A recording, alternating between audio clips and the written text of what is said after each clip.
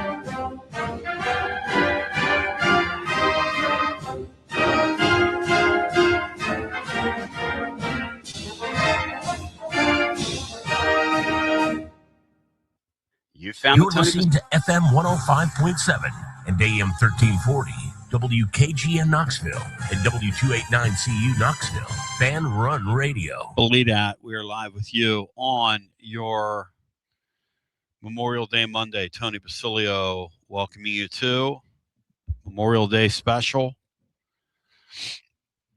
Glad to be alongside with you on this Memorial Day. Matt Dixon will be by here momentarily.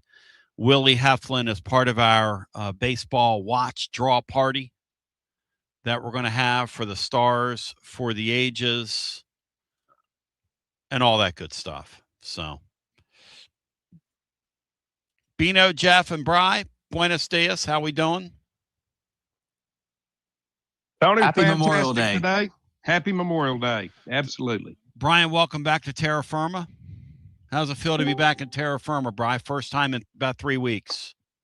Yeah, 2.5 weeks, 15 days, and I got back just in time. I'm jealous of you. Just in time for all the fun to begin. I'm jealous of you. I've been on a vacation in close to 3 years, Bri. Got to do that for your brain. Well, that needs to change, Tone. Got to do that for your brain. But I'll tell you this. I felt like I went on vacation over the weekend because TMG Fest, I want to congratulate Brandon. Man, he threw an incredible party. That was a lot of fun. What a great community event that was. There were people, and Bino, you saw it Friday. Bino, you would not have believed. They had over 1,000 people at that thing, which is twice as many as they were expecting. For a first-year event to get 1,000 people at something, on a day when Savannah, however you want to say that, the Bananas were in town, a term I can't say. Just remarkable. And kudos to Brandon, his entire team. That was so much fun. And, it's just about community. And when I think about community, I think about this time of the year. I think, Brian, about the Lady Vols back in. Just made it look easy, even though it's never easy, but made it look easy. I think about the fact that today we're going to get our draw, and we're going to see exactly where the Vols are going. And I want to wish Yabu Zeus 8169 Bino, who found the show 1 year ago today, said he has not missed a moment and his life has not been the same. So shout out to him. Absolutely, Tony. Always good to have new listeners, new participants. Yep. And congratulations to Brandon and the crew for their fantastic event. I saw all the hard work that went in on Friday to set that up, and that's just a snippet of what they had to do to prepare for that. So they deserve to be rewarded, and glad they were. And Rob Troxler, that crawfish low country boil that he had the other day, with the strength and the zazich and the potatoes, and in that stuff that makes the potatoes taste so good. Oh my gosh, Bino. Woo! And some Yeah, of it, I hate I missed that. I love a good low country bull. yeah. Shout out to Dave Bishop, my old buddy from Y12. Genoy says It's not crawfish, Tony. Genoy says he was at the Bananas on Saturday. He said it was a more fun experience than anything he's seen in Neyland Stadium. Here's the thing about why the Bananas resonate, and we'll talk about this later this week, because today I want to get into this baseball deal. But they resonate because sports, the whole reason we're drawn to it in the first place is it's fun. And it's a gathering place, and it's community. And the Bananas have threaded that needle. You've got the players interacting with the fans while the game's going on. You've got very skilled guys in front of you. Those guys are professional league players. A lot of them play AA, AAA before they, decide to do something else. But those are highly skilled players. First thing I want to do today before we go any further, it's Memorial Day. There was a tradition at one time on here before I lost my dad in 2017, but longtime listeners of the show know that when my dad was in his 80s and into his early 90s, we would have him on. And in my hometown, there's still a parade on Memorial Day. There has been for forever. And he used to be a part of the Memorial Day parade with the World War II soldiers, and he would be on a float, and then he would get off the float and he would call the show. And I want to say shout out to anybody that's ever served. Bino comes from a military family as well. We were talking about this over the weekend. It truly is worth pondering why we have freedom and how it's not free. While we're on here today being silly and celebrating all the things that we get to celebrate, because literally people laid down their lives for us to live and continue to do so all over the world. God bless those folks, and may their memory inspire all of us to just be better people. So it's against that backdrop that we do today's show. My name's Tony Basilio. That's Bino Jeff Henderson, Brian Hartman alongside, and here is T to the G to the M to the D, the great Matt Dixon. Matt, a few minutes ago, Ben McKee texted out that it looks like Tennessee is going to ACC country. Kendall Rogers, about an hour and a half or so ago, believed that Tennessee was on their way to Kansas. It seems like we've got a swerve job going on, Matt, with the committee. The committee swerved Arkansas. As I bring Matt Dixon in, who's going to lend some expert, Bino, no offense, right, when it comes to the college baseball. I'm no expert in it. Or do you fashion yourself as an expert, Bino? Would you like to pick your sword up and duel Matt Dixon here? No way, no how, Tony. Okay. I said the other day when you and I were on here and we were getting all kinds of college baseball questions that this really wasn't the college baseball roundtable crew. So I'm tickled to death Matt's with us, and glad Will's going to join as well. I'm filing my nails, and I'm waiting for TGMD to wax eloquently. And then I want to ask Bri about this Lady Vol deal, because the Lady Vols were so close to playing Arizona State, who's unranked, and they kind of were afraid in the moment and let Texas come back and beat them, got off the mat, had them down. Matt, reporting's kind of all over the place on this thing. It feels like it's Tennessee and North Carolina. But before we do that, Matt, because it looked like the Vols had done enough to get away from Carolina. That was the belief coming into the weekend. The belief coming into the weekend was the Vols had done enough. Have we overrated the SEC, Matt? Is that what's happened here? I mean, they have 7 of the 16 hosts, right? And they're going to have probably 12 teams in the field. So, I mean, I don't think you've overrated the field at all. But I would have thought that Tennessee could have played their way out of being out of North Carolina. I mean, if North Carolina is on the table, then that even Georgia Tech would be on the table. Florida State is the other ACC host. Yes. Hattiesburg and Southern Miss was kind of the one that I thought was most likely, and It doesn't seem like that's a possibility. I think Baseball America has Tennessee and Chapel Hill, which would be a really tough draw for Tennessee to play one of the 4 best teams in the country, in North Carolina, who's kind of a perennial tournament team that gets to Omaha. Tennessee beat them in Omaha in 2024. They actually played a regional in Chapel Hill in 2019. Vitello's second year, they lost the regional final to Carolina. So there is some history there. But I thought Tennessee would play their way out of being one of those kind of bottom 2 seeds where they would get sent to a place like Chapel Hill or Chapel Thrill, as your guy Mike Monaco has coined the term. Oh boy, that's kind of gross. So Monaco can be too much sometimes. He's kind of the man.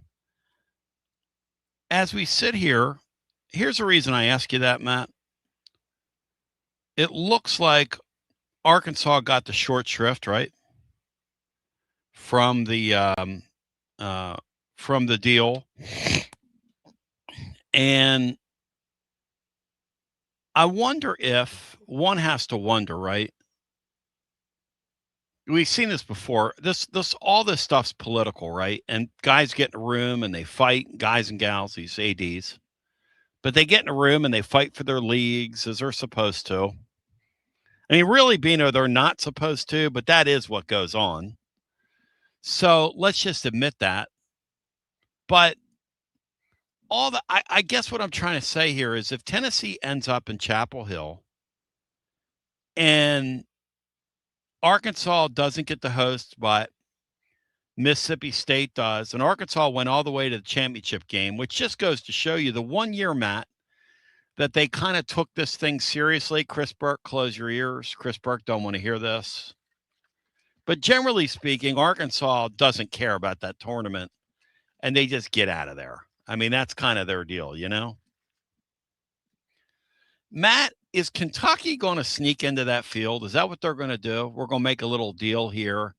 And at the end of it, Kentucky's going to sneak in the back end after they bought out Northern Kentucky at the end of the year because they wanted to help their computer rankings. If they put them in, Matt, after buying out a deal, and haven't they done this a couple years in a row now, Matt? Yeah, they bought out of Northern Kentucky at least twice. Shout out to our guy Dizzy Payton there. My boy Dizzy. Yeah, they've done that at least 2 years in a row. They're not the only ones, but yeah, Kentucky, who won just 2 SEC series all season, but didn't get swept, and were one and done in Hoover, even though apparently Hoover doesn't matter. Yeah, I think they probably sneak in. That typically teams from the power leagues like the SEC and ACC sneak into the field more times than not. So we'll see how that plays out. But yeah, I think most projections, or maybe every projection I saw, has Kentucky as one of the last 4 in. Can I say this right now? If Tennessee goes to North Carolina, it's a borderline sacrificing of us, Matt. Not that I'm trying to speak ill of our team. I just don't see us having the pitching to get through that deal. Do you? Well, that they don't have the pitching that come out of a loser's bracket in any regional. I mean, even one of Bino's weekend softball leagues, this team doesn't have the pitching to come out of that. North Carolina's, one of the top teams in the country, playing really well. Started hitting some home runs over the weekend in the ACC tournament, which is kind of the biggest, knock on them. I think they were next to last in that league in home runs during the regular season. But it's a complete team. They've got a bunch of arms. They've got really good hitters. Just a really well coached and well run program. And that would be a really tough ask for this Tennessee team to go there and have to beat them twice.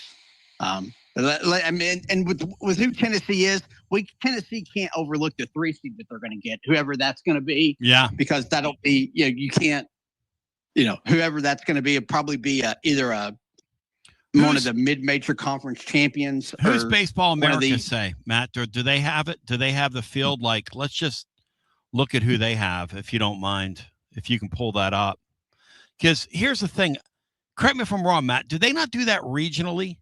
The teams you get, the teams that come into one of these early regions, they try to keep this thing some sort of, I don't want to use the term geographic integrity, but they try to put teams close. They do. This is the first year where they're seeding teams the 1 through 32, right, to where it's kind of a balanced bracket. Right. But with those 3 and 4 seeds that we're talking about, yes. So they do try to match them up. Like they have Baseball America, which has Tennessee and Chapel Hill. Okay. Has Mercer as the 3 seed. Okay.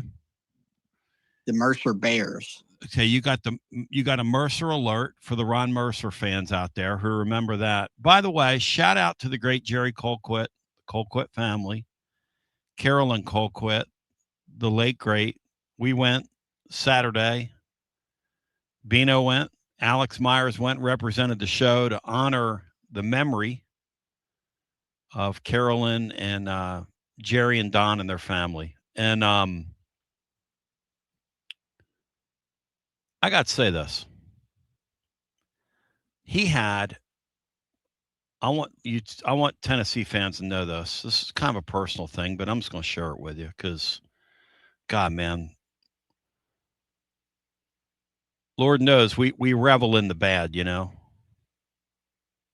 And you got to hold on to the good in this world. You just got to hold on to the good. Got to hold on to the good. And I get teared up thinking about it, but Jerry had a bunch of former Tennessee teammates, one of whom came all the way from Memphis, drove up to pay his respects. And I'm not going to say their names. That's kind of a personal thing. They know who they are. But, man, that touched my heart. And that's a beautiful thing. That is a beautiful thing. Bino, was that not a beautiful thing, seeing that? It absolutely was, Tony, and it just speaks to who Jerry was and who he is. Who he was as a player and who he is as a man. Yep. So, Jerry, we love you. And we stand with you. And your mom is, without a doubt, so next level. Just such a treasure to us. Thanks for sharing her with us, Jerry. She was so fun at the watch parties. She would sing Rocky Top. I'd get her up there singing Rocky Top at some watch parties or leading some cheers, and she loved being in the middle of it.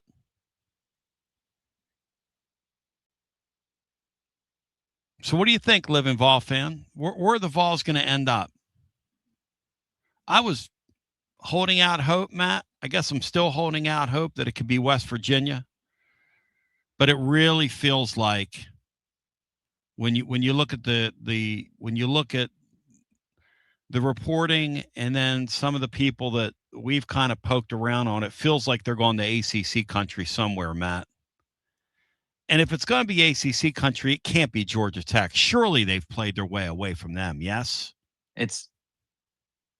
surely they've played their way away from them. Florida State, North Carolina, Georgia Tech are your options there because that's the only 3 ACC teams hosting. Yeah, I would love love for us to see us play at West Virginia. Just a hillbilly on hillbilly crime, you know? That'd be a lot of fun. A whole lot of fun. And navigable, you know? We could play them in football, home and away. Wouldn't West Virginia be more navigable, or Kansas more navigable than North Carolina, Matt? Yeah, besides Georgia Tech, North Carolina would be the hardest place to go and come out of a regional to win, I think. Yeah, any Big 12 team, as Hey Jude said, no offense to that league, but any Big 12 team. So if you want to jump in on that and you have a thought, I do want to say this at the outset of this tournament, because I think if Tennessee goes North Carolina, no offense to the Vols, but they're not going to be there long. This team ain't going to live long in that tournament if they go over there. Matt, you would give them a what % chance of getting out of the Carolina bracket, which means you got to beat that team twice in their building and beat somebody else to stay out of a loser bracket while doing it. 10 to 15%. Yeah. North Carolina is just a better team. Yep. Now, crazy things happen. Yeah. It's Sure. Baseball. Crazy things happen. I didn't think Tennessee was going to go down to Clemson and win a few years ago. Yep. That was the hottest team in the country at the time, and Tennessee kind of stole that Saturday game and won the thing. So that's always possible. Remind us who was on Tennessee's pitching staff back then. Bino, check this out. This is what we were dealing with then. And in that game, at times, I think we had a 0.5%, not 1% chance of winning, 0.05% chance of winning at times in that game, according to the win meter, whatever that stupid thing is. But some of the pitching, Matt, that we had on that team that was really up against it. It was a 15-inning game, and I think Tennessee only used 3 pitchers, which is crazy. But those 3 pitchers were Chase Dolander, Chase Burns, and Seth Halverson. So 3 guys who are currently in the big leagues and got there pretty quickly. Burns is having kind of an all-star season, but that was your 3 pitchers you used in that game. In addition to the lineup you had with Simo Burke, Hunter Inslee, all those guys. I mean, is that any good, Bino? It is baseball. You have to get 27 outs, and crazy things can happen. And all you need is a pitcher to be hot one day, or for a pitcher on the opposing team to have a bad day. And, North Carolina is a really tough draw if that's where Tennessee gets sent. I'm still holding out hope for like Hattiesburg or like you said, Morgantown, Lawrence. Maybe. Florida State's AD is the chairman of the selection committee this year, so I find it hard to believe he would send a 2 seed like Tennessee to Tallahassee, but we'll see. But would he send a 2 seed like Tennessee to a North Carolina to get sacrificed? Because that's basically, look, no offense to us. Hey, Bino, the problem with our team, it is baseball, sure, but Matt just mentioned it. You get 27 outs, but you have to get 27 outs, Bino. That's been a little bit of a problem for us this year, Beanstar. Just a small, slight problem. Yeah, that third win in any series has been difficult, Tony, just simply because we have not had the pitching to do it. No. But the key to this setup is you're going to play North Carolina in one of the first 2 games. If you win.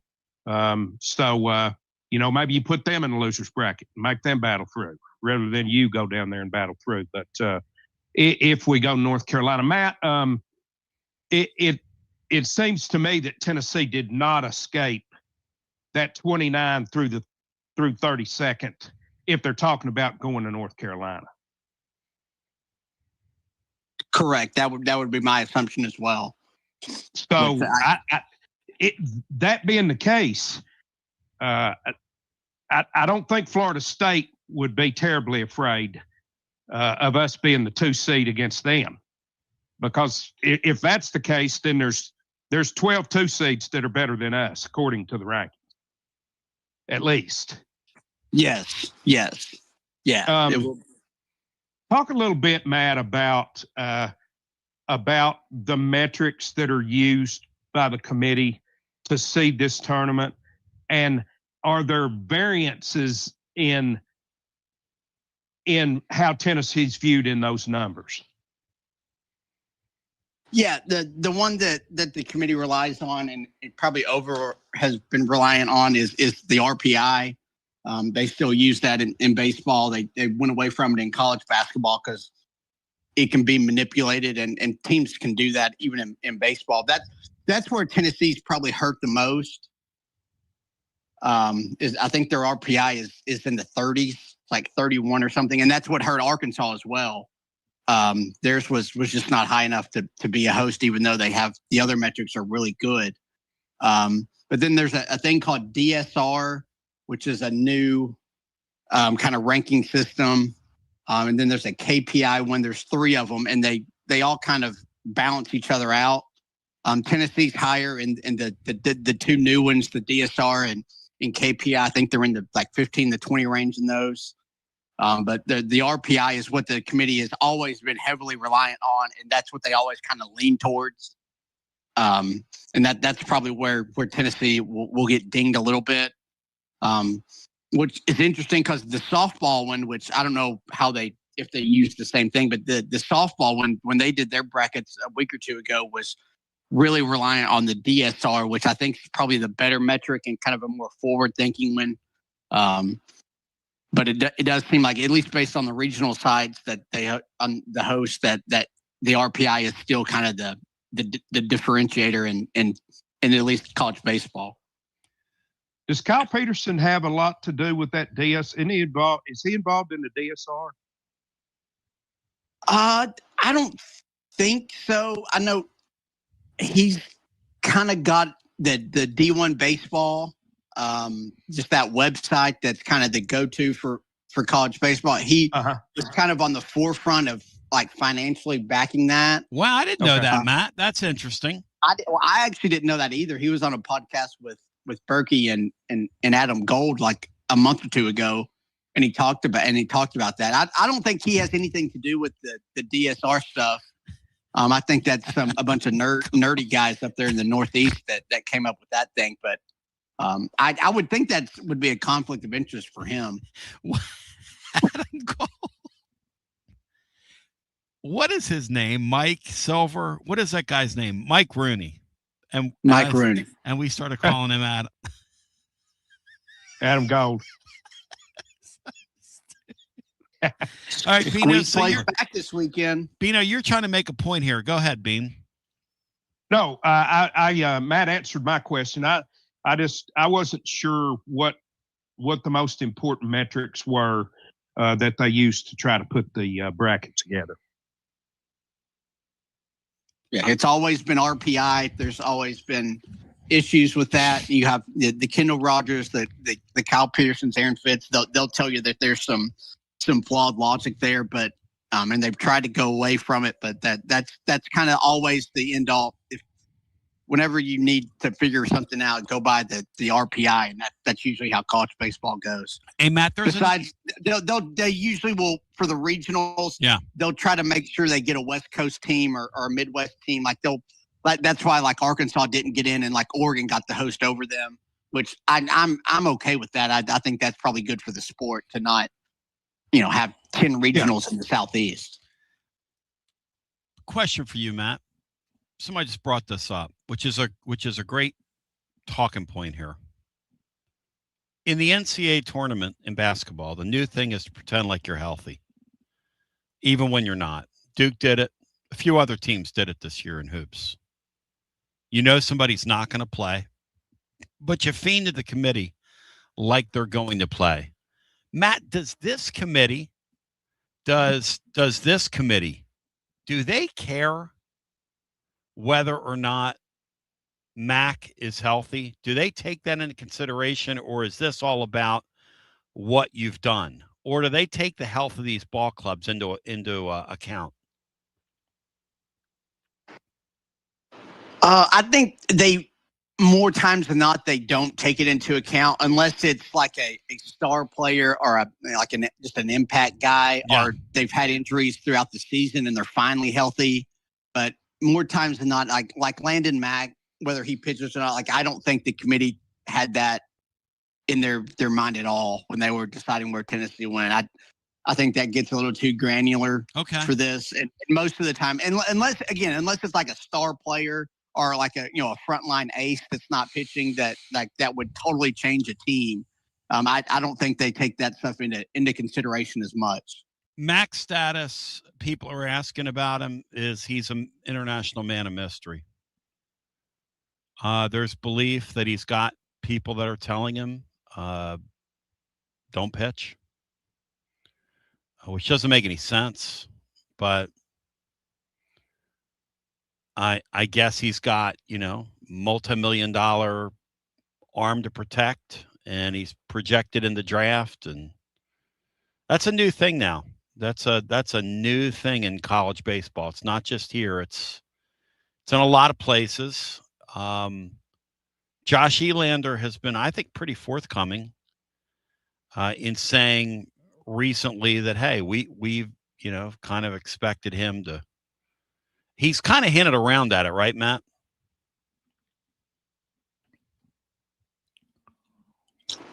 He's certainly not given any indication that he's shut down for the year, and that the expectation, I think, is for him to pitch at some point. But yeah, I mean, you've gone two starts now? Yeah. Yes, in really 3 weeks if you count Hoover. 3 weeks where he hasn't been on the mound against live bullets. So yeah, it'd be interesting. We'll see what it comes to, and if Tennessee plays a third game in their regional. Yeah, but I'm of the almost I'll believe it when I see it category at this point. But we'll see what happens. Is that a fair thing to say, Matt, or no? Yeah, that's where I'd be at. Yeah. See if maybe Elander will give an update today when they have a press conference after the brackets announced. But hey, if I'm Elander, who knows how committed he could be for that? If I'm Elander, I say he's pitching, whether he's pitching or not, because I want my opponent, if there's going to be a game 3, to think he's going to walk out there, whether he walks out there or not. You have to say that. Mark Owensby says Aaron Fitz hates Tennessee's guts, Matt. Aaron Fitz? He was certainly not a fan of the 2022 team's antics. That's for sure. And who is Aaron Fitz for those of us? He's I think he's an ACC type guy. I think he lives in North Carolina in that triangle there, maybe. But he's kind of an ACC guy, kind of a, I don't want to say nerdy because he's just, but yeah, he was not a fan of the Drew Gilbert antics and all that stuff that the 2022 team did, which even we all admit got way, way over the line. He certainly did not like that, but he liked the 24 team a lot. The thing that Aaron Fitz is doing, the thing that Gilbert is doing now, when they win a game with the pelvic thrust in the outfield and the guys that fall over, that Harrison Bader and that other outfielder, those are 3 of the biggest simpletons I've ever seen. Bino, have you ever seen anything like that in your life on a Major League Baseball field? How crazy and fun those guys are. I've never seen anything like that celebration. No, Tony, not on the baseball field. God, it's unbelievable. I'm so jealous. I haven't thought of that. I'll do this. Hey, Matt, how about you Reese guys Chapman? Fall over. How about Reese Chapman, Matt? I think he's going to play. Good. I think he'll probably him and Stone Wallace will probably share that catcher's mask up there at the plate with the softball helmet with the face guard on it. So I think he's certainly going to play, which good for him. We'll see how he does. The one thing I think that probably helps him that went against Stone was Stone got hit when he was in the box, whereas Reese kind of a freak injury when he was in the field. So that mental hurdle you have to get over of getting back in the box probably isn't there for Reese that Stone's had to deal with. But no, I fully expect Reese to play, and hopefully he continues to swing the hottest bat on the team. Reese says he's going to put off his surgery till after the season. And he's expected to have some kind of surgery after the season. But I'll tell you what, let's do. Let's take a brief time out. We'll come back. We'll get some calls. And I want to ask Brian about this tay-to-tay / almost international incident that occurred when Texas Tech and Florida played softball over the weekend. Florida has proven they can be low-rent rednecks in multiple sports, Brian. Was any urine thrown at the Texas Tech fans that were in the stands yesterday in Gainesville? Has there ever been, and I don't mean this as in an offensive way to the Florida people, okay, the Gator fan, Gator Nation, has there ever been a bigger bunch of rednecks on planet Earth than those people, Brian? Just Yankee rednecks. Well, Jason Williams, who was a basketball player at Florida near the turn of the century under Billy Donovan, yes, had a daughter that started her career at Florida, but Texas Tech bought her out, and she was playing for Texas Tech against her old team in Gainesville. Yes. So that's what a lot of that was centered around. And I think the husband of one of the Nebraska players it was from, I believe, was asked to leave their game and was trying to get the fans fired up after to find out. So apparently this softball thing is that there's some crazy stuff going on. Oh, it burns it's white hot. It's a great sport, but it's a great sport. There is a lot of it lends itself to a lot of passion that you don't see in baseball. Hey, Bino, they hit white chocolate. That's white chocolate, right, Jason Williams? They hit his daughter, yes. Bino, every chance they got. They threw at her all weekend long. They hit her multiple times, Bino. Tony, I've seen a whole lot of women's softball tournaments, and one thing they've never lacked is passion. Yeah, OMB says Mac isn't draft eligible this year. My point is on Mac is that these pitchers being multi-million-dollar investments have teams around them who basically say when they pitch and when they don't. And these programs have to live with it. And now that you're going to start seeing more and more of these guys in college baseball because they're going to shorten the draft, this is just a reality we're all going to have to live with. Matt, would that be a correct way of saying this? Yes. Yeah, it's certainly a real factor with pitchers. Yeah, and it's just the way it is. I mean, I'm not casting aspersions at him. I'm just telling you what the way this thing works now. They have advisors and teams around them, and these people are, they're investments for these folks just to get to that spot where you want to get to draft day in one piece. And and Bino, I never thought we'd see college baseball become a development sport like it is, but it's a development sport now. It is, Tony. I think Major League Baseball looks more at college baseball as a place to develop players than they did in the past. I'm sure they would rather develop them than the college coaches. But I mean, what you're talking about is not unprecedented at the high school level. So you're certainly going to see it at the college level. We're doing our thing on Memorial Day, ladies and gentlemen. We come back on the other side. If you want to get in, 865-200-5402. The draw show comes up at noon. Willie's going to join us, the great Will Heflin, at that point in time of Garza Law, Tennessee baseball extra innings, which will be coming your way this weekend. And as the Vols play through the postseason, right into the Super Regional, because that's all gone. This team's getting out this weekend. They're going. No, I can't say that. I'll get mad at me. We'll come back. He said, Tony, I want you to go hard on these guys. I want you to go hard on these guys this week. Really rip them. Really. I said, well, that's going to be really hard to do, Matt. As we come back, 865-200-5402. Shout out to the Cleveland Cadaver fans out there everywhere. Shout out to the Denver Avalanche fans out there. What's that Colorado team? Yeah, whatever they are, they got rocked last night. 3-0 lead and then get beat. God, it was beautiful. As we continue with more on the other side after this. Never stops moving. And between the 30-minute commutes, daycare pickups, weekly soccer practice, Tuesday night yoga, X number of coffee runs, and that weekend trip to grandma's, you're racking up the miles. What you need is a tire that can keep up. A tire designed for doers. A tire that's going to last. Like the exceptionally long-lasting Michelin Defender tire. With an 80,000-mile warranty and the safety and comfort you expect, you can forget all about the miles ahead and focus on getting to your destination or conquering your to-do list. Fleet Tire, I-275 exit 1B at East Woodland Avenue in Knoxville. That's Fleet Tire, I-275 exit 1B at East Woodland Avenue in Knoxville. Fleet Tire. He doesn't always drink beer, but when he does, he definitely prefers Dos Equis. That's right. The most interesting man in the world has returned, and he's more interesting than ever before.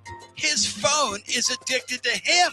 All of his teeth, all are wisdom teeth. So raise a Dos Equis to the man, the myth, the legend. And remember, stay thirsty, my friends. Dos Equis, enjoy responsibly. 2026 Cervezas Mexicanas, White Plains, New York. Inward Half is committed to the game and the memorable moments that happen in between. From the tee box to the tailgate, from the green to the big game. For the first birdie with Dad, the first big win with Mom.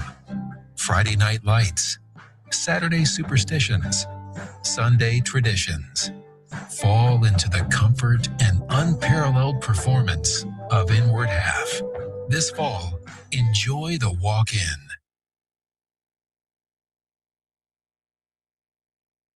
Tona B, inviting you to experience the Collins Insurance difference. And what's that? How about multiple top carriers that you can trust? Like Erie, they underwrite our entire Rainier studio and everything around it. Travelers, Hartford, Hanover, Progressive. We do what's right because we care. In today's technology-driven world, maintaining the human touch, Bruce Springsteen, is one of our main focuses. We deliver the best customer service humanly possible. We give you someone that you can actually call or sit in front of. Imagine that. No call centers here. Experience the Collins Insurance difference. Check them out at collinsinsuranceTN.com, and they're Mrs. B approved. Collins Insurance. Big news, Basilio family. Get ready because the 2026 Knoxville real estate market is officially shifting into high gear. All signs are pointing toward a record-breaking year, and the energy across East Tennessee is absolutely electric right now. Whether you've been dreaming of finding that next home, looking to capitalize on your current equity, or ready to dive into the investment world, the timing has never been better. Having a game plan is the key to winning in this fast-paced market, and I'm ready to help. Give me a call, Jennifer Morris, at 865-694-5904, or reach out at nextmovesmokymountains.com. That's nextmovesmokymountains.com, and go Vols. This Memorial Day, leave the cooking to us at Calhoun's, the taste of Tennessee. Make Memorial Day easy with a family feed pack. No prep, no stress. Just incredible barbecue for everyone. You can order online in minutes at calhouns.com. Swing by for convenient curbside pickup. You get your choice of fresh smoked pork, brisket, barbecue chicken, or ribs. All absolutely delicious. And then Smoky Mountain baked beans, creamy country slaw, Calhoun's barbecue sauce, of course, plates and napkins, and buns. Plus, you'll receive a free gallon of tea, plus some fresh baked cookies. When you order online for pickup, May 22nd through the 25th, you'll use the code Memorial Day at checkout. So make Memorial Day easy with the family feed pack from Calhoun's. Order online at calhouns.com. The taste of Tennessee. Basilio here with the great Chad Stockton of FC Alliance. And Chad, I can hear it in the background, brother. It's World Cup season, and you guys are in the middle of it. Talk to me. We are excited. Our U9 through U12 trials just kicked off today for our locations in Knoxville and in Johnson City. So we're ready to offer any player top-level competition, top-level training anywhere they want to be in Northeast Tennessee. In our programs, we offer competitive play for anywhere from 9-year-olds to 19-year-olds.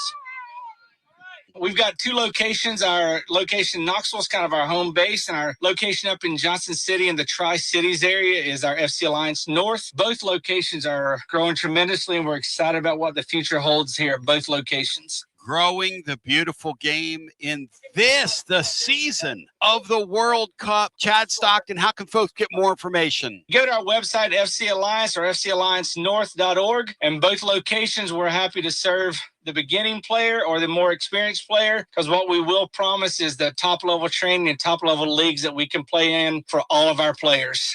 Growing the beautiful game in Knoxville and now also in the Tri-Cities FC Alliance. Thank you, Chad Stockton. Thanks, buddy. Hi, I'm Jim Simpson, owner of Simpson Meats. When's the last time you grilled a really good burger or steak? One your friends still talk about. Our goal at Simpson Meats is to make that happen every time you have a cookout. All of our cuts of meats, steaks, burgers, briskets, and pork are always fresh, flavorful, and sustainably sourced. We are family owned, so we know the importance of knowing how and where your food is raised. We have been putting quality first since 1888.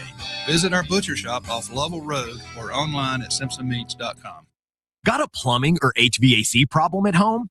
Whether it's an AC that won't cool, a furnace acting up, a clogged drain, or a water heater problem, Pipe Wrench Home Services is ready to help. Right now, when you schedule any HVAC or plumbing repair, your service fee is waived with the completed repair. That means expert help fast without the extra cost just to show up. Our certified technicians will quickly diagnose the issue and provide reliable solutions to make your home comfortable again. And with our same-day service guarantee, you won't be left waiting when help matters most. For more than 20 years, homeowners across Knoxville, Maryville, Oak Ridge, and surrounding communities have trusted Pipe Wrench Home Services for dependable comfort. Schedule your repair today at pipewrench.com. Same-day service guaranteed, or the visit is free. Service fee waived with completed HVAC or plumbing repair. Restrictions apply. Visit pipewrench.com for details. Okay, so we really need uniforms and equipment for this season. Can I trust you with that? Cool, I'll just order them online. What? Yeah, I'm going to hop online and I'm going to get them ordered. Hold up, that's not a good idea. We shouldn't just spend money on some random online retailer, okay? I mean, it seems pretty convenient. Trust me, it's a terrible idea. Let me simplify this for you. SM Athletics. Okay, how do you pronounce it? SM Athletics? They're the go-to for uniforms and equipment, whether it's for universities, high schools, youth leagues, you name it. So why wouldn't you rather go with professionals who can guide us through the process, design the perfect uniforms, and deliver the best equipment? Yeah, I guess that makes sense. What's the name again? SM Athletics. Right. It's definitely smarter to go with a company that emphasizes customer service, fair pricing, and, of course, excellent products. Exactly. So, yeah, I guess it's settled then. For uniforms and equipment for all sports, it's SM Athletics. When a dangerous, overgrown, or storm-damaged tree is threatening your home, your car, or your family, don't risk it. Call ECR Total Landscapes, your local tree cutting experts. From precision tree removal and trimming to emergency storm cleanup, ECR Total Landscapes has the equipment and the experience to get the job done safely and efficiently. Call today to set up your free estimate, 865-384-2012, or just go online to ecrtotallandscapes.com. Like our 2026 football Vol, score a T3 TD every time with T3 Vodka, Tennessee's premium vodka, handcrafted with passion, precision, and a whole lot of pride. Right here, handcrafted in the majesty of the foothills of the Great Smoky Mountains. Quality around here isn't just a promise, it's a way of life. And T3's filtered 10 times, 80 proof of vodka, delivering a smoothness unmatched. This dedication to excellence has earned T3 Vodka prestigious accolades, like a 5-time gold medal award-winning vodka and your SIPS Consumer Choice Award medal winner as well. Whether you're sipping it neat, on the rocks, mixing your favorite cocktail, T3 Vodka, your choice for a premium award-winning experience. Be like Maury Hanks. Score a T3 TD Ask for T3 vodka by name at restaurants and wine and liquor stores today. Drink it neat, drink it right, and score a T3 TD all 2026 long. Tennessee's Premium Vodka, T3, Tennessee's Premium Vodka, distributed by Empire Distributors of Tennessee. It's always magnificent. Mondays on the Basilio Show, presented by our friends at Fleet Tire. I-275 exit 1B at East Woodland Avenue in Knoxville. Fleet Tire, I-275 exit 1B at East Woodland Avenue in Knoxville. And now, back to B. TB back with you, 865-200-5402. 12 in front your hour, 12 in front of the draw show. We have a lot of stuff to get into. One mention, I want to go back into this again because the Lady Vols are going to open on Thursday, and the Vols probably going to play, Friday? Is that kind of the guess here, guys? I guess some series start Saturday. Is that right? They straddle these start times?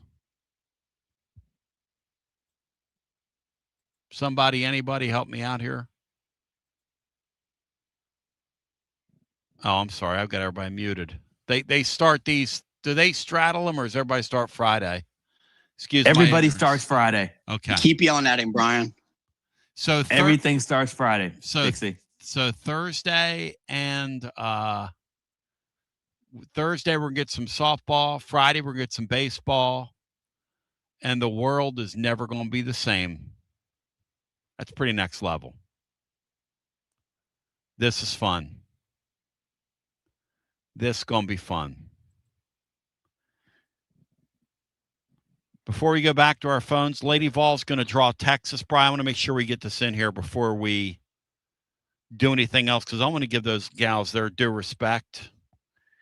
The fact that they've made this College World Series so many times, I'm referring to today's blog. I mean, they've been there so much. They deserve one of these days to break through.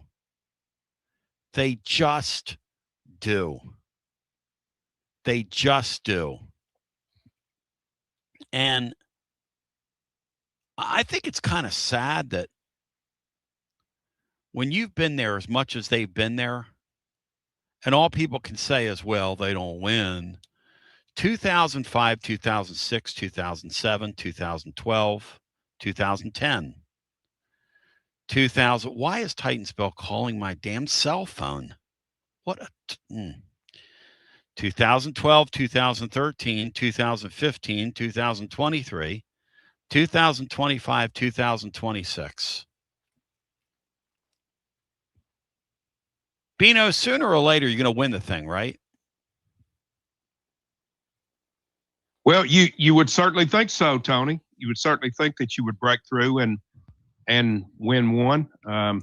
I kind of like the angle that she doesn't win any big games. Are there no big games that get you to the College World Series? You like that, Matt? How like the negatives of the world like to pull the rug out from under her? Yeah, it's not national title or bust. Yep. National title, or that's all we're in title culture now. So there's only one real big game. Only one real big game, and they've been to that, Bri, the final series. They've even been in that, haven't they, Bri?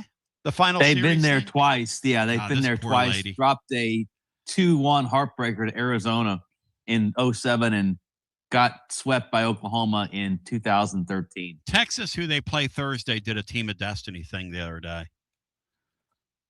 They brought this gal off the bench, and I mean, she is huge. Like we were talking about on Friday. This kid has big old arms, big old legs on her. She hammered a ball into the night sky Saturday night in a game that Arizona State was in total control over. Arizona State was getting ready to sweep them. Arizona State, Brian, was unranked going into that thing and was red hot. This pitcher, Brown, was really hot. I mean, I was invested in it. I was urinated off, man. Texas is Arizona annoying. State, Mississippi State, both unranked and both nearly Both of them nearly pulled it off. Mississippi State did pull it off. Yeah, they did. And both of them. Let's talk about that. Arizona State. Let's talk about that. Bino, gas pipe. Absolutely gas pipe. Got the gas pipe Saturday night, Bino. Patty gas pipe.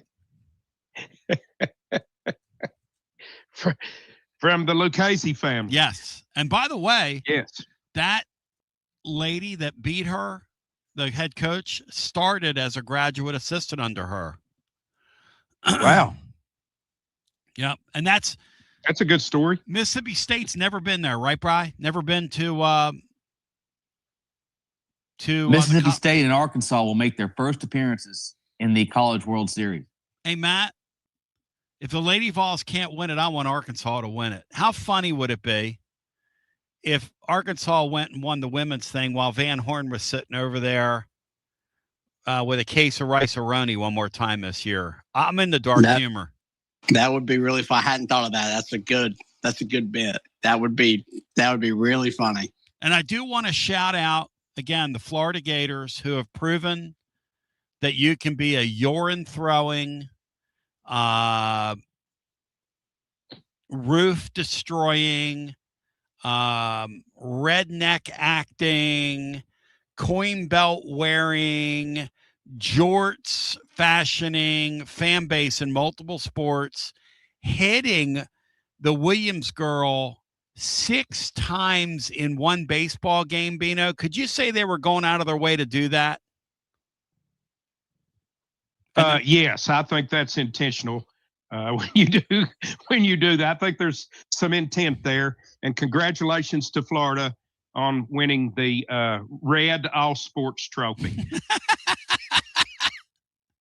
Total necks.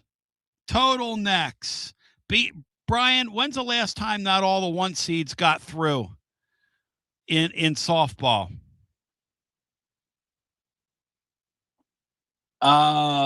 6 of the 8 made it through. Florida is Florida, Oklahoma were the 2 exceptions.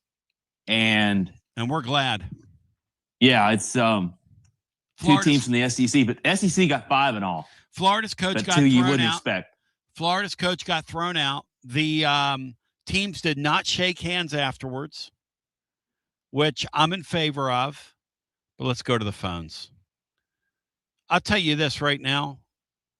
Tony's Uneven Bumper Music says the Tampa transplant Florida fans are among the deepest trash bag fan group in the country, and it's not close. You're exactly right. I'll never forget the way they treated Tennessee fans back in the 90s. I'll never forget what Jeremy Foley and their police department signed off on. It was unsafe. It was unruly. It was uncivilized. It was disgusting. It was disgraceful. It was gross. It was reprehensible. And I'm keeping the memory of that alive. Bino, you forget the way they behaved? I do not, Tony. I do not. It was it's the one place in the league I absolutely dreaded going and quit going. Negadave's on a heater right now. But let's go to the phones. Hello and welcome in. You're on the air. Andrea. Andrea.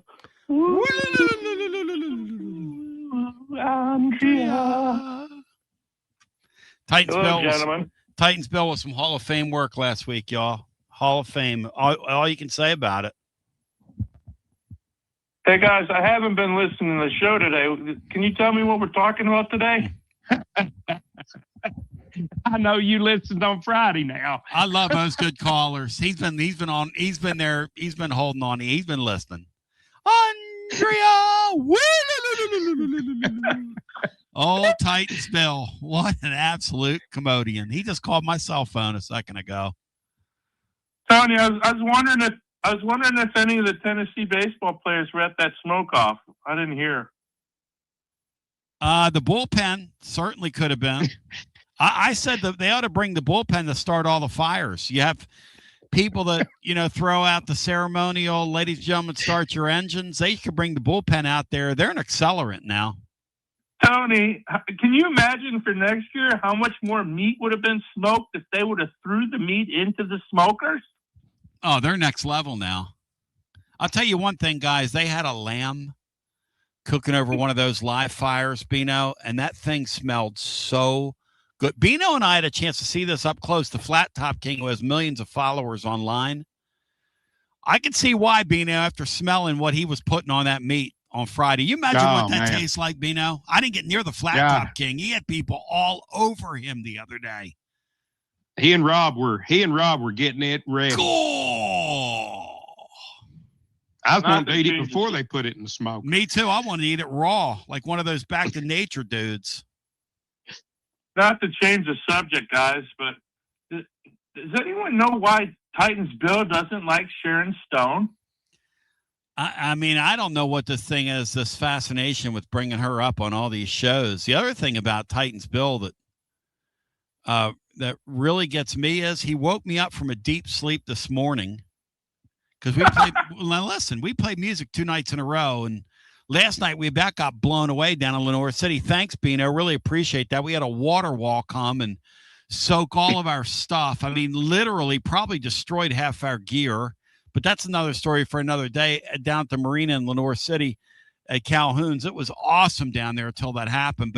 But this morning I'm awoken by him telling me that he's watching Diners, Dives, and Drive-Thru, that whatever that show is, and something about sausage and how they were eating,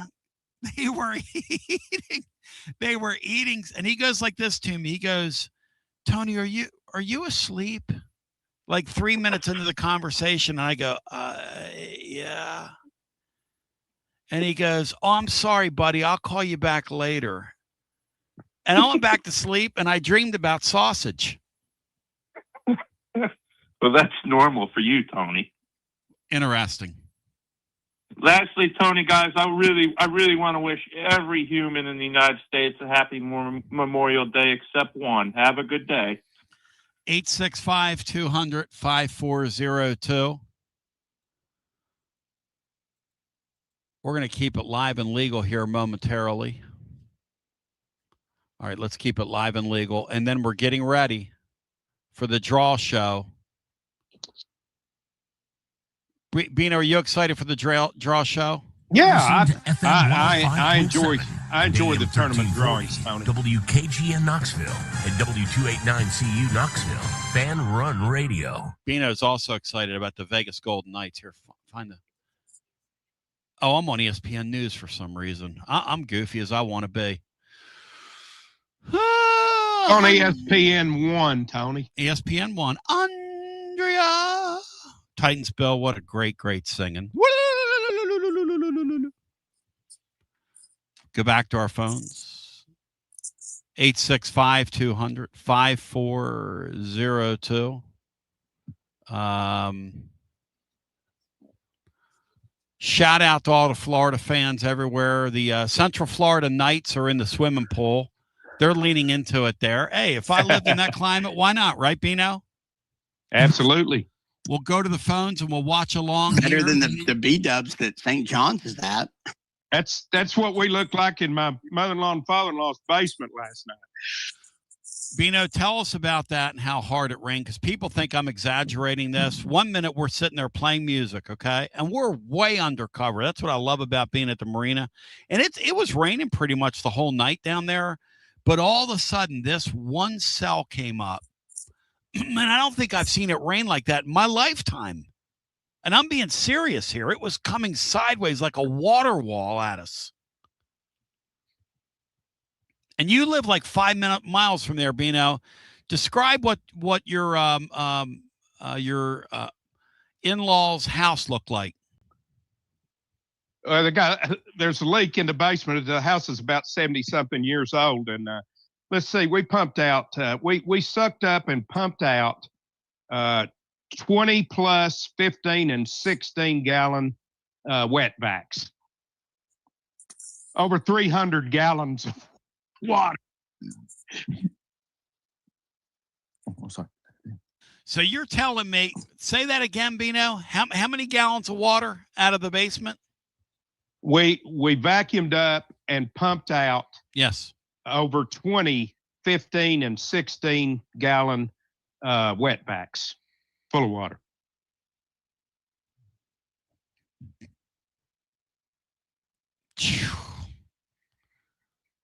Brutal. Yeah, it's awful. It was awful.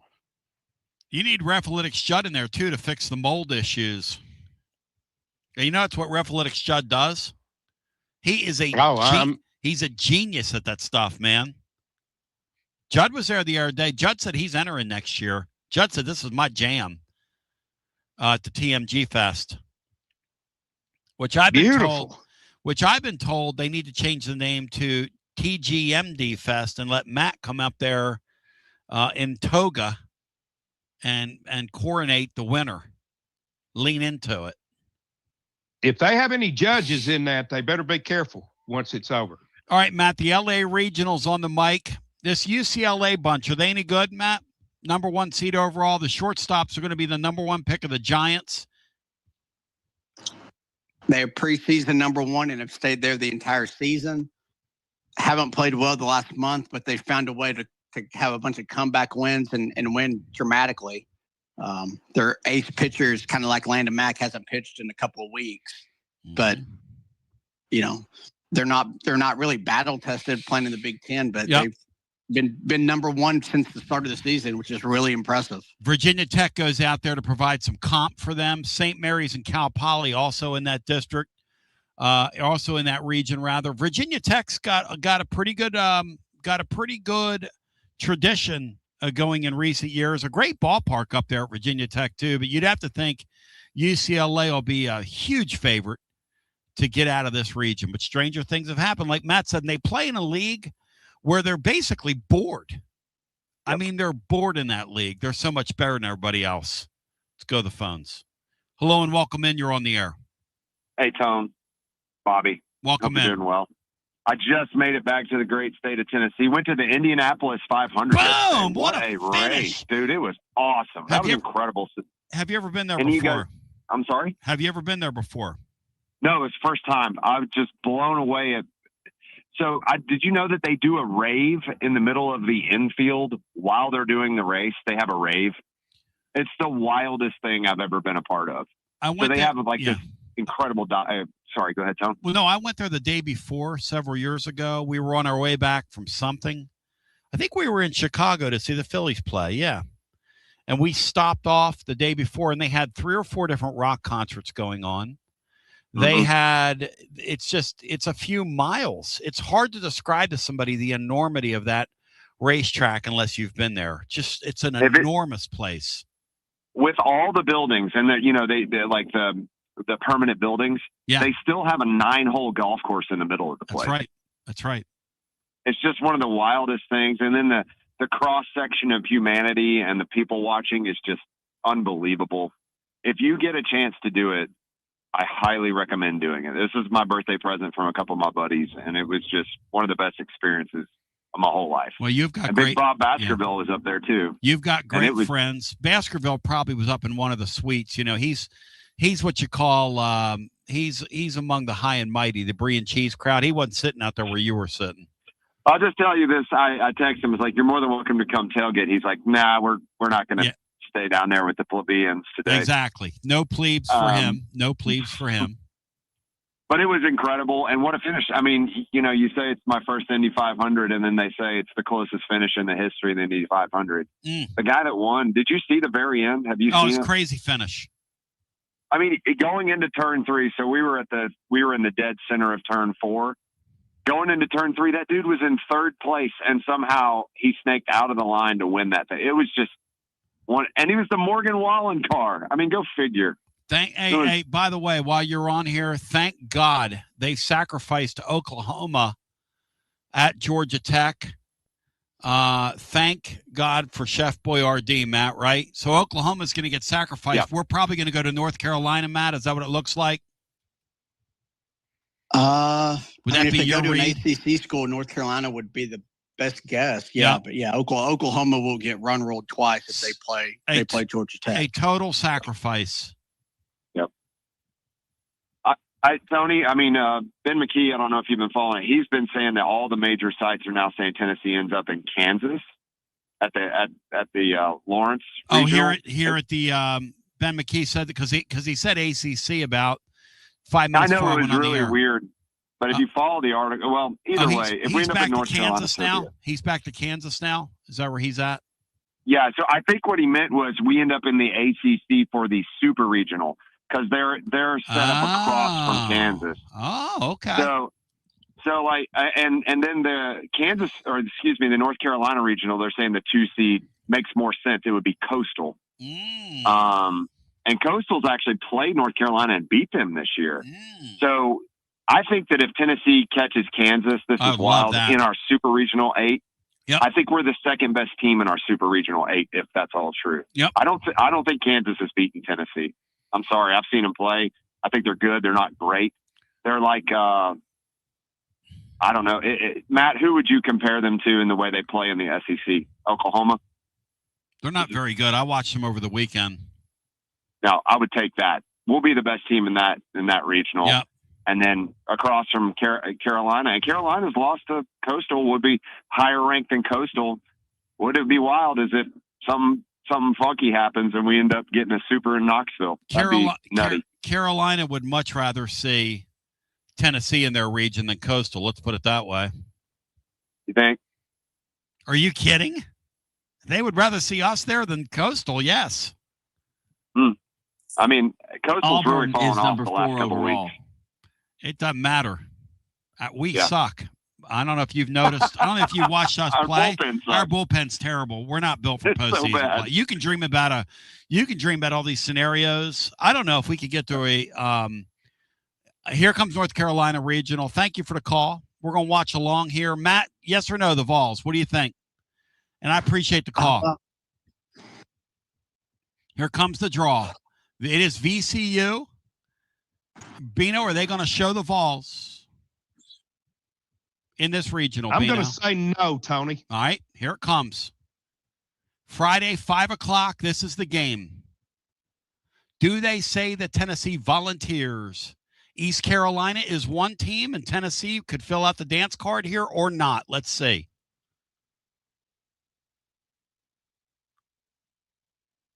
Friday at noon. Wow. I'm going to say Matt Dixon is right. I'm going to say that. There it is. I'm going to say that I'm going to say our hunch was pretty good. And shout out to us.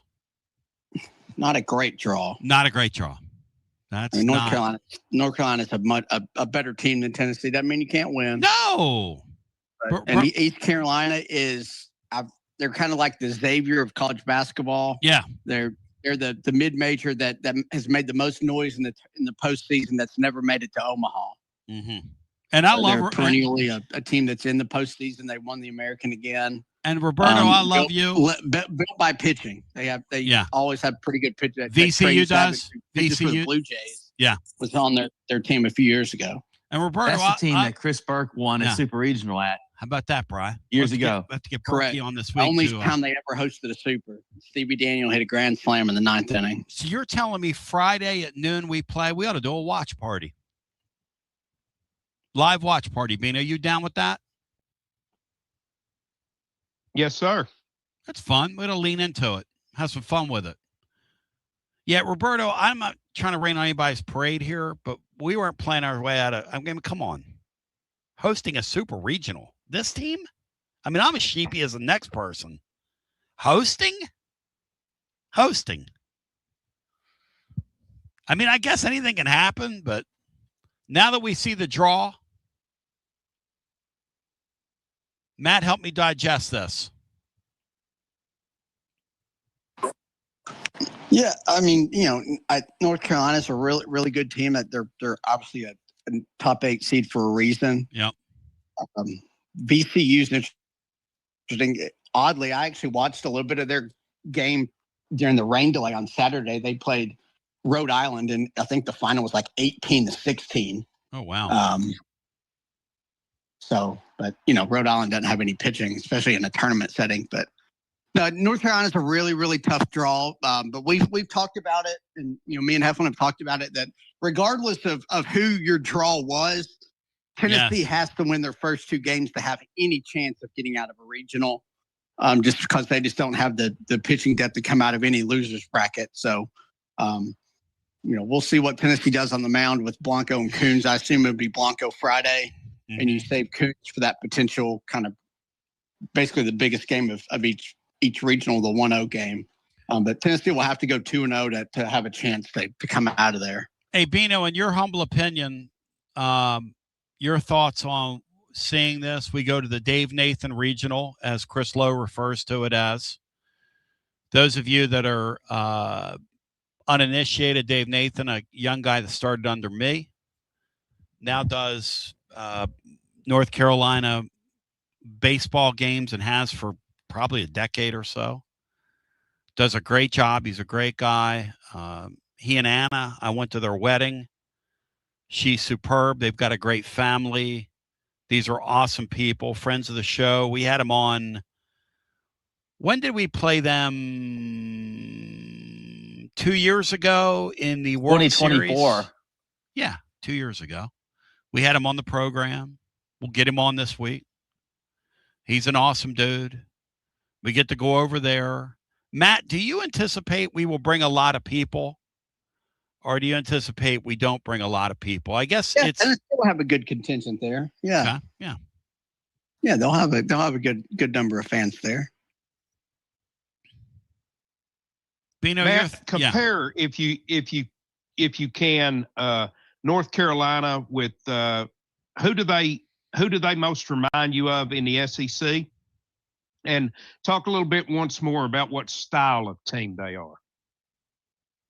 Yeah, probably Arkansas would be the best comparison. Just kind of really, really good in kind of everything.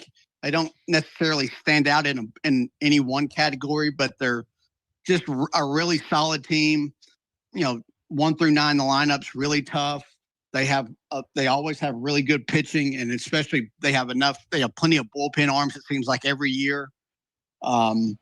They're not going to beat themselves. They're not going to kick the ball around a lot. And that, like I had mentioned earlier, that the one kind of biggest knock on them was they were like next to last in the ACC in home runs this season, but then they hit like 11 or 12 in the ACC tournament. So they had a little bit of a power surge here late in the year. So if they do that, then they're going to be really tough to beat. But it's just a really solid kind of all around team, kind of like Arkansas is, and teams like that can give Tennessee trouble, but they don't really have very many weaknesses in their program. And how about East Carolina? Yeah, definitely led by their pitching. Cliff Godwin's their coach, who's been a long time coach there. Has some kind of Butch Jones like post game press conference moments, which are kind of interesting. But they'll be pitching led. And then I don't know anything about their lineup. I'll have to kind of look into that this week. And probably we'll preview that Thursday or Friday. But it should be they should have 1 or 2 at least good arms that Tennessee will certainly see in that first game. You just hope it's a good matchup for Tennessee. Maybe a lefty who maybe is a little bit fastball heavy. That would be the ideal kind of matchup. So we'll see what they look like. But they'll be a pretty. That'll be a tough game you just got to hope your pitching comes through in that one and kind of holds them down. Would you save Coons for game 2, or would you throw him? Can we plan on game 2, or should we win game 1? But that's the thing. You have to win both. So I think you save Coons because. Okay. I think you have to win both to have a chance anyway. Great conversation right there. You kind of need to plan for that game 2 in the event you get there. Because if you you lose the first game, you're not going to get out of the thing regardless. I kind of like Blanco in that first game because he's kind of a little bit more consistent than Coons overall for the season. And Coons just has that high end upside that we saw like against Texas. That I just don't think Blanco can provide that. And I think you need one of those elite type efforts on the mound to beat North Carolina. And Coons would be the one that could do that for you. But it's worth bringing up. A great you conversation. Can't overlook East Carolina at all. Well, to Bino's point, and Matt, you said it before. So I was talking with a friend over the weekend. You know, a lot of these coaches have gotten bit in this round by assuming that you got that first game. I remember asking Tony, "You're throwing your ace against?" He said, "Tony, it's baseball. You're damn straight. I'm throwing my ace on Friday night." He said, "Because we don't know." I don't. His philosophy was you don't assume. If he were still here, Matt, what would they do with the way he did things? Would they throw the ace Friday night with East Carolina, or you think they would move them around here with this particular team? Again, if Vitella was here, Tennessee's hosting a regional, and they're facing a 4 seed. Oh, in my opinion, but with Frank Anderson, but no, they wouldn't pitch off. They'd use their kind of ace guy, and that's what Tennessee was. When you had Mac and all three of those guys, they were all pretty similar in the results they gave you. They'd kind of be up and down, but they all were pretty similar in terms of the production they gave you. So, whichever one you threw off of it, it was kind of an advantage to you. You didn't have a true kind of ace, that workhorse guy, because they all had similar, outputs each weekend. So Tennessee now knows their draw. It is going to be extremely difficult. Yeah, one thing, and Brian mentioned this, and I'll shut up, but he mentioned that Auburn was actually the 4 seed and North Carolina was the 5.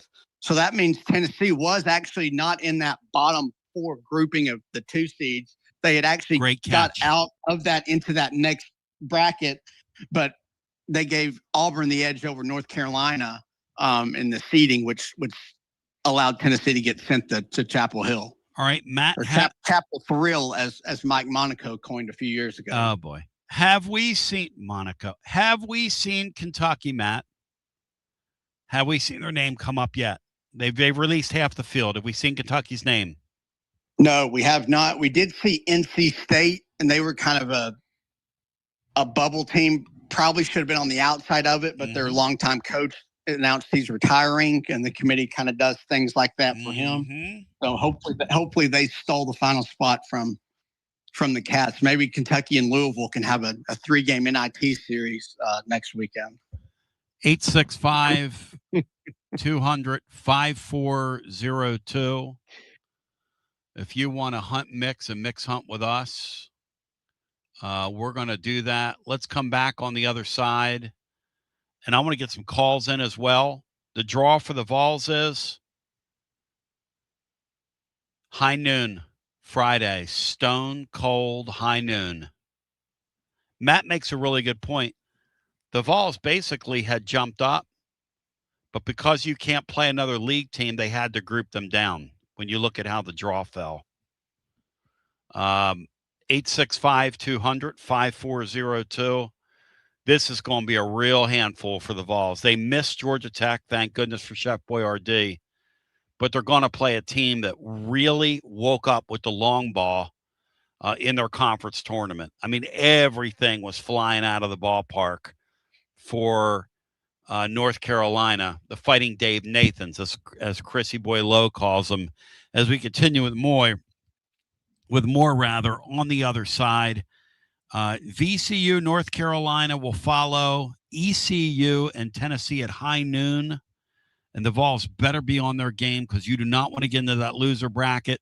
And we're going to talk about watch party. Where are we going to do a watch party? We're going to do a watch party after this. You got to dream about buying some land and building on that land? Well, Waterside Contracting is your ticket. 25 years of making dreams come true, Michael Scott. For hundreds in our area, custom homes or remodels, Waterside Contracting will build on your lot. They do incredible work all over the area. Structural integrity, quality without compromise. It's a way of life with Waterside Contracting. Check out the wonderful work Waterside does. WatersideContractingLLC.com. When it's time for your dreams to come true. Quality without compromising. Waterside Contracting. He doesn't always drink beer, but when he does, he definitely prefers Dos Equis. That's right. The most interesting man in the world has returned, and he's more interesting than ever before. His phone is addicted to him. All of his teeth, all are wisdom teeth. So raise a Dos Equis to the man, the myth, the legend. And remember, stay thirsty, my friends. Dos Equis, enjoy responsibly. 2026 Cervezas Mexicanas, White Plains, New York. Tony Basilio along with the great Mark Griffin. And we're here to talk about our friends at Performance Medicine. And Griff, their slogan, stay educated, stay healthy. That's you. Wow. I really like to think that, Tony, and I'd like to give Dr. Rogers a lot of credit because I definitely want to stay educated and healthy, and knowing that he's putting the time and effort in to make sure of my care. I want to encourage your listeners to put the time to learn and become educated and get to know Dr. Rogers and see if it can help with your health as well. And there's a really, really easy way to do that. In fact, they've got their own YouTube channel. You can see Dr. Rogers for himself with his staff. It's called The Performance Medicine Show over at the Performance Medicine channel over on YouTube. Also, more information at performancemedicine.net. To our friends in North Knoxville, a brand new location over in Fountain City, now accepting patients. So many ways to reach Dr. Rogers. And like they say, stay educated, stay healthy. Performance Medicine, online, performancemedicine.net. Located in Knoxville's historic Old City, Barley's offers great food, live music, the best draft beer selection in town, and now your new favorite place to watch sports. Their indoor projector is perfect for any weather, and they've revamped their upstairs area with more TVs to take in all of the action. Their menu features hand-battered chicken tenders, juicy burgers, fresh salads, and the tastiest pizza in Knoxville. You can enjoy their happy hour drink specials daily from open until 6 p.m. Barley's Tap Room and Pizzeria. Like our 2026 football Vols, score a T3 TD every time with T3 Vodka, Tennessee's premium vodka, handcrafted with passion, precision, and a whole lot of pride. Right here, handcrafted in the majesty of the foothills of the Great Smoky Mountains. Quality around here isn't just a promise, it's a way of life. And T3's filtered 10 times. 80 proof of vodka delivering a smoothness unmatched. This dedication to excellence has earned T3 Vodka prestigious accolades, like a 5-time gold medal award-winning vodka and your SIPS Consumer Choice Award medal winner as well. Whether you're sipping it neat, on the rocks, mixing your favorite cocktail, T3 Vodka, your choice for a premium award-winning experience. Be like Maury Hanks. Score a T3 TD. Ask for T3 Vodka by name at restaurants and wine and liquor stores today. Drink it neat, drink it right, and score a T3 TD all 2026 long. Tennessee's Premium Vodka, T3, Tennessee's Premium Vodka, distributed by Empire Distributors of Tennessee. Big news, Basilio family. Get ready because the 2026 Knoxville real estate market is officially shifting into high gear. All signs are pointing toward a record-breaking year, and the energy across East Tennessee is absolutely electric right now. Whether you've been dreaming of finding that next home, looking to capitalize on your current equity, or ready to dive into the investment world, the timing has never been better. Having a game plan is the key to winning in this fast-paced market, and I'm ready to help. Give me a call, Jennifer Morris, at 865-694-5904, or reach out at nextmovesmokymountains.com. That's nextmovesmokymountains.com, and go Vols. Baseball fans, it's time to step up to the plate. Look your best.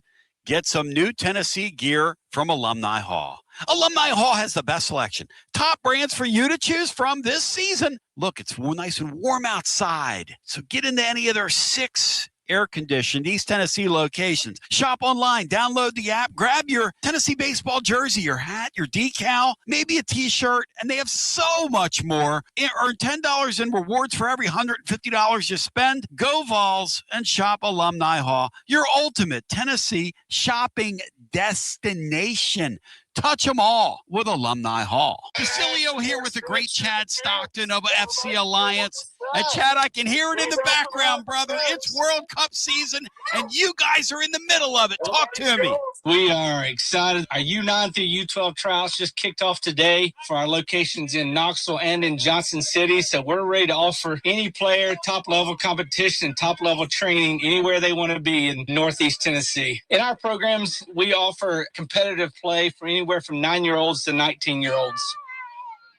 We've got 2 locations. Our location in Knoxville is kind of our home base, and our location up in Johnson City in the Tri-Cities area is our FC Alliance North. Both locations are growing tremendously, and we're excited about what the future holds here at both locations. Growing the beautiful game in the season of the World Cup. Chad Stockton, how can folks get more information? Go to our website, FC Alliance or FCAllianceNorth.org. And both locations, we're happy to serve the beginning player or the more experienced player, because what we will promise is the top-level training and top-level leagues that we can play in for all of our players. Growing the beautiful game in Knoxville and now also in the Tri-Cities. FC Alliance. Thank you, Chad Stockton. Thanks, buddy. It's always magnificent. Mondays on the Basilio Show, presented by our friends at Fleet Tire. I-275 exit 1B at East Woodland Avenue in Knoxville. Fleet Tire, I-275 exit 1B at East Woodland Avenue in Knoxville. And now, back to B. I don't spy Kentucky thus far. I do spot the man they call Chef No Chef, the chef, Hef, father of Houston, a newly minted proud papa. Will Heflin jumping on with us on this Memorial Day, draw day. It's, hey, Will, your thoughts on Tennessee's draw here for those just joining once again. Tennessee's being termed in our YouTube chat the group of death here that the Vols are in. The Vols get East Carolina Friday at noon. VCU is also in the Chapel Hill Regional with North Carolina, who's many people think is one of the 3 best teams in college baseball this year via their body of work thus far. Will, you can speak to it. You played over there in one of Tennessee's regional appearances there. Your thoughts on the draw here, Will? Yeah, I think the group of death is certainly a fair assessment. It's good baseball programs and good teams. I mean, East Carolina got hot to win their conference tournament to get in and keep their streak alive. Cliff Godwin has had them as close as you could possibly be to Omaha and hasn't got over the hump. So you feel like any year could be their year to get over the hump. And then North Carolina is probably the most balanced team in the country. They've pitched it well all year, and the offense is kind of like Tennessee's. It's come alive of late, and they're just very deep, and the sum is greater than the parts, if that makes sense. They don't have a Daniel Jackson or like a Drew Burris. Yeah. But they've got a lot of really good players, and they're super deep, and they've got arms on arms on arms. So if Tennessee's going to have any chance to come out of that regional, I think 2-0 is your best path, and that's always your best path, right? Sure. But it'd be a real uphill climb, even if Mac is able to give us something. If you're not able to go 2-0, so I think just because of the draw, I think you have to go Blanco on Friday, and I'm sure some people will disagree, but that is how I would play it. Well, you can speak to this because you about wore your arm out.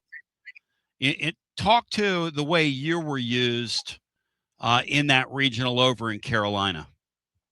Yeah, well, we lost the opener to Liberty, and it was a tight game, but we were down. So they went to me after the starter, Garrett Stallings, and pitched well, was able to hold them at bay, but we didn't hit that night. It was after a long rain delay. It was a weird night. We ended up losing a lower scoring game, and then we had to win two. We had to win the next two, I believe, the next three just to get to the final. I think it was just two. Well, Garrett Crochet came off a broken jaw and threw a gem against UNC Wilmington, and I threw kind of a cleanup inning in that one. And then in the championship, when we were trying to force a Monday, stuff hit the fan immediately in that game, and I was in there in the first and ended up going 4 innings in that one. So I think I ended up with like a full start over 3 appearances in that regional. It was kind of funny because I wasn't one of the main arms, but just kind of showed up for postseason. So I always hang my cap on that one for sure. But it was a fun regional. Obviously, it's fun when you get in there more. But I think that team did well just to make it as far as we did. This team, realistically could win the regional. They're not going to be favored to, but they'll go into it with the mentality of expecting to win it, or at least they should. And Matt, all you need is a chance in this thing, right? All you need is a chance. Will's club was kind of in a similar spot these guys were in, right? Will, would you say that's probably an accurate statement back then? This team here has kept our streak alive, which is great. Look, not LSU. This is my message this week. Not LSU, not Vanderbilt, not Louisville. Those teams don't have a chance right now. The Vols have a chance. All you can ask for this time of the year is an opportunity. They've earned the opportunity too, by the way. They have, and I think the ballpark sets up okay for them. It can play really offensive to right field if conditions are okay. It's a little deeper to left, but the ball will jump. Center field I think it's just straight away 400 dead center. But it's certainly going to play more offensive than Hoover. And so, this team is certainly more offensive than my group was. We might have been a little bit deeper on the mound. It's easier to say that now when you have a guy who's in the mix for the Cy Young every year on that roster. Sure.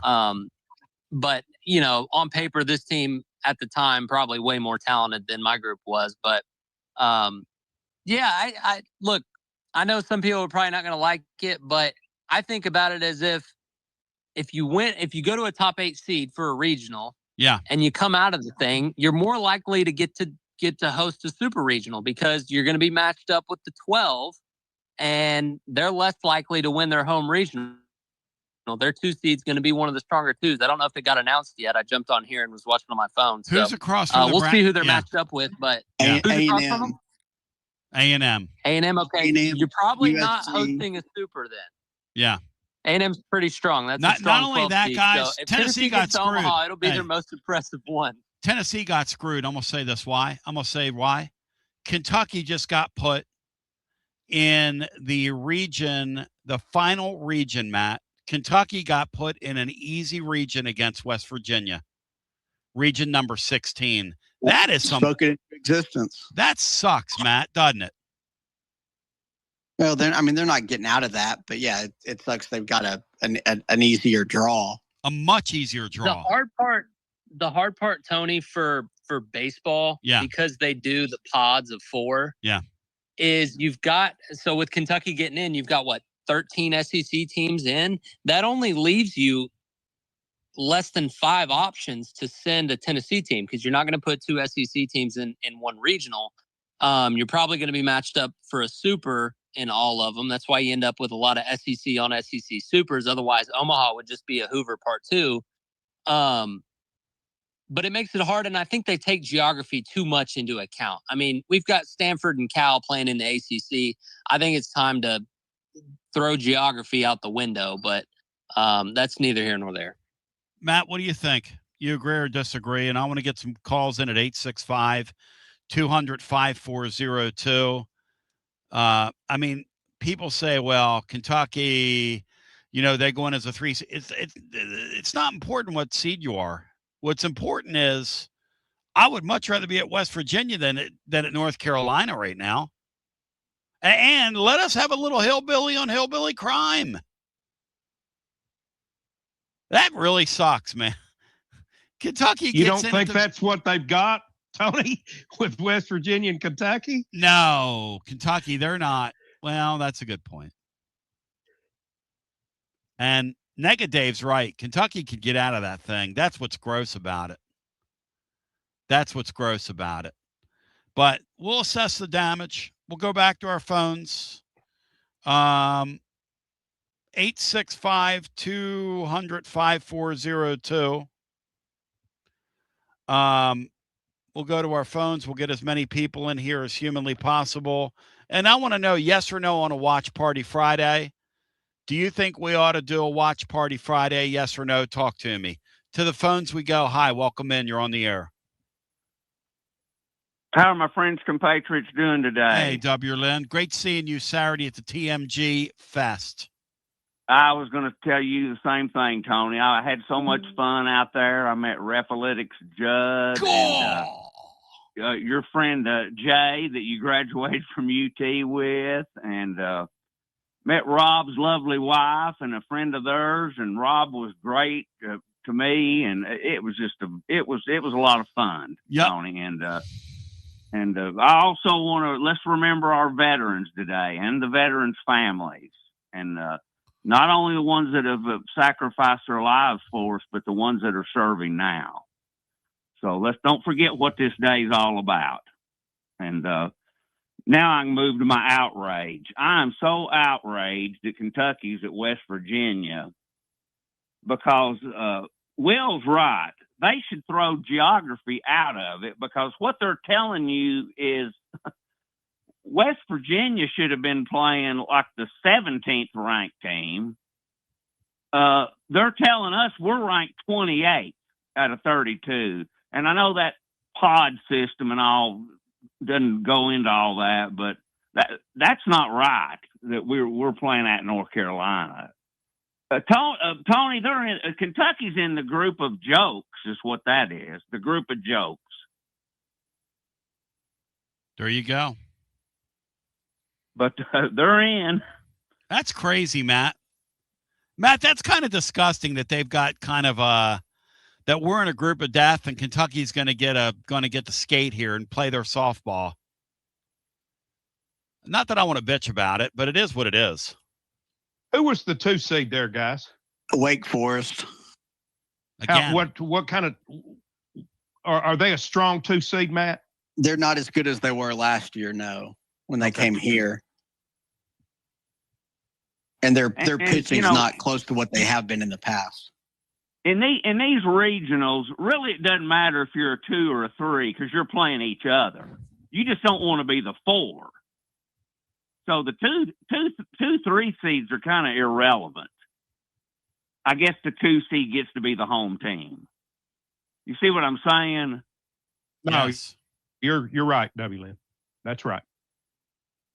But well, I'm in. I'm happy, Tony. I'm all for a watch party. I vote corner 16 by Pellissippi Parkway and North Shore. If I get a vote. Yeah. But hey, let's just celebrate we're in. I mean, this has been a chaotic year. We changed coaches at an odd time of the year. Exactly. And, and we had people that were down on us early, and these guys rallied. And Matt, what we need to know is since we hit 3 balls to the warning track against Arkansas, what are the field dimensions at UNC? Are they short, long? Do you know that by any chance? I think Will will know that better than me since he's actually pitched there. And I think right field's easier than left. Will has left to change a diaper.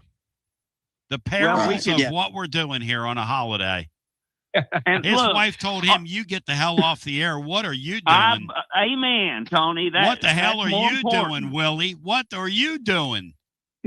What are you doing on the radio, Will? I'm in here with this baby. What are you doing, Willie? I was up all night, Willie. Yeah. So, hey, look, we know our pitching staff might give up some home runs and runs, but we need to be able to hit our own share of home runs. That's kind of why I want to know how short the fences are. Well, we'll look it up. We'll get the dimensions for you, the 5th dimensions. But yeah, I'm just tickled to death that we're in, and it is close enough. I think we'll have some fans go, because I remember 2019 we had some fans, show up, and hey, look, we're still playing baseball, and congrats to the Lady Vols. This is their 10th College World Series in 21 years. It's incredible. Now, you can't be nothing about that. No, well, Negative can. Negative sent me a Bino, what would you say about Negaday's text over the weekend while they were sweeping Georgia? I screenshotted for Bino. And Negative, I love you, but I had to screenshot for Bino. Just what a nut you are. No offense to you. I'm telling you. Describe it to W. Lynn, the text of the sheer nuttiness and the raw nerveness. We're going to lose. We're cooked. This lady can't coach. She's a choke artist. This team stinks. Blah, blah, blah, blah, blah. Going to waste to it. Going to waste the team. Blah, blah, blah, blah, blah, blah, blah, blah, blah, blah, blah, blah. It's a stream of consciousness or unconsciousness. I'm not sure which. But one thing I will say about Dave is he's sitting in here dunking on Vandy Dandy today, or Dandy, whatever that guy calls himself, VD. He hates him some VD now. Dave hates VD. Yeah. Oh, boy, but I tell you what. The gonorrhea of posters. I want to shout out to Mrs. Negative. Yes. She has to be the better 99.9% of that marriage. Oh, Nega Sheila, W. Lynn, thank you. It was great seeing you Saturday. Nega Sheila's a prince. We'll go back to our phones. The record against teams in the tournament, Tennessee's 14-10 against the other teams in. All right. 14-10, Matt. That's a solid record. Matt, are you surprised Kentucky got that kiss like that at the very end of the bracket? And did they not take them? Go ahead. That's what they do. They put the power teams in at the bottom. Yeah. I was hoping like NC State took their spot, but no, Kentucky got in, unfortunately. And the Yale boys get to travel all the way across the country for their troubles. They get to go to California. Kentucky gets to go. Kentucky to Morgantown, Bino, how far do you think that is? How far of a drive? 2 hours, 3 hours? No, Morgantown's near Pittsburgh. I bet that's a pretty good drive. No, that's pretty good. That's a 5.5 hour drive. Kentucky and West Virginia seem to get paired together a lot in this. Yep. Ewad Cincinnati boys, I saw their name called. They're in the mix and in the hunt. Very good. Yep. Good. They're in the same regional with Lipscomb, who's the only other state team to make it. And USC Upstate, who Tennessee beat in the midweek, made it. Doc Holliday says, you guys are selling the Voss short. He said the ACC is down. The pitching is garbage in that league. Matt, you buying, selling, or trading that? No, the pitching's nowhere near as good as the SEC. And their fielding is horrific, which is kind of odd. But no, I think, North Carolina is the second best team in that league, behind Georgia Tech, and both of them are pretty solid teams that could hold their own in the SEC. Hey, Matt, Carolina grass and dirt field? Yes. That's what I thought. So get ready for the North hops. Carolina would play on turf? You think those pretentious people would play on turf? And get ready for the grass and dirt bounces we saw down in Hoover on our infield. Challenging. Different game. Matt, bigger gap between Georgia Tech and UCLA and pretty much the rest of the field, and between, say, North Carolina and teams that we were hoping to go play against, which would be like Kansas and Southern Miss. Probably a bigger gap with the top teams. I think Georgia Tech's the best team, and I really don't think it's close with UCLA's kind of struggles. But no, I think those two are clearly the top two teams. And I think Georgia would probably be 3, even though some of these metrics don't have them there. I think when you win the SEC by 3 games and then run through the conference tournament, you're pretty dang good. So I think it's those 3. And then I do think there is a pretty big gap between, Auburn was 4, and North Carolina 5. So after those top 3, there's a pretty considerable gap, and then everybody else is pretty evenly matched in there. Tony, I could have easily saw West Virginia or Kansas be closer to like a 10 or 9 seed than the last 2 hosts. Tony didn't do it. Said that he likes our chances. If Chapman and Mack both play, he said, as Tony commented on that, yes, we did in hour number 1. We'll do it on the other side, because that is certainly 2 points of conversation will be had this week. One is, what do you do Friday?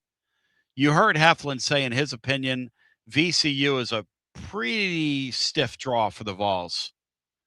And a game they've got to obviously take seriously, but really, some are looking at this thing and saying, wow, Tennessee might be in the toughest grouping of the 4 teams around the country. I guess they've got metrics that'll show you who's what and where and how. But again, a lot of that's still subjective. Somebody's asking, and we're going to ask Matt on the other side, what would Tennessee have done if they'd have played in the ACC? Where would this Tennessee group, pitching woes and all, where would they be if they would have played an ACC schedule? Obviously, you don't know the question of that. We'll get Matt's thoughts on that. Maybe Heflin will get back in here after changing that diaper, or maybe it'll take him the full 20 minutes. I don't know. But we'll continue with more on your Memorial Day. We have about 15 more minutes if you want to jump in. More on the other side after this.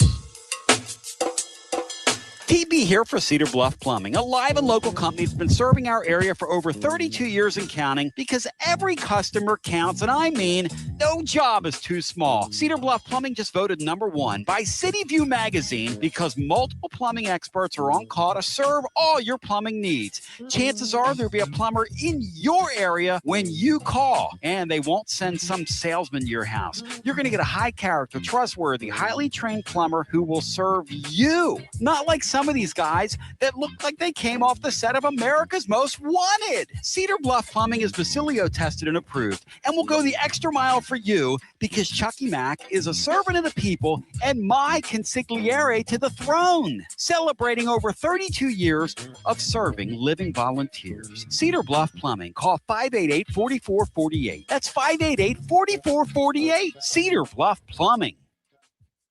When it's time for a fresh coat of paint, run, don't walk to Walker's Painting. Interior and exterior, Walker's Painting's been making it beautiful since 1999 across the Knoxville area. New construction, repaints, commercial, residential, free estimates available. And get this, mention you heard Walker's Painting on the Basilio Show, 10% off your first job. Let's go! Run, don't walk to Walker's Painting.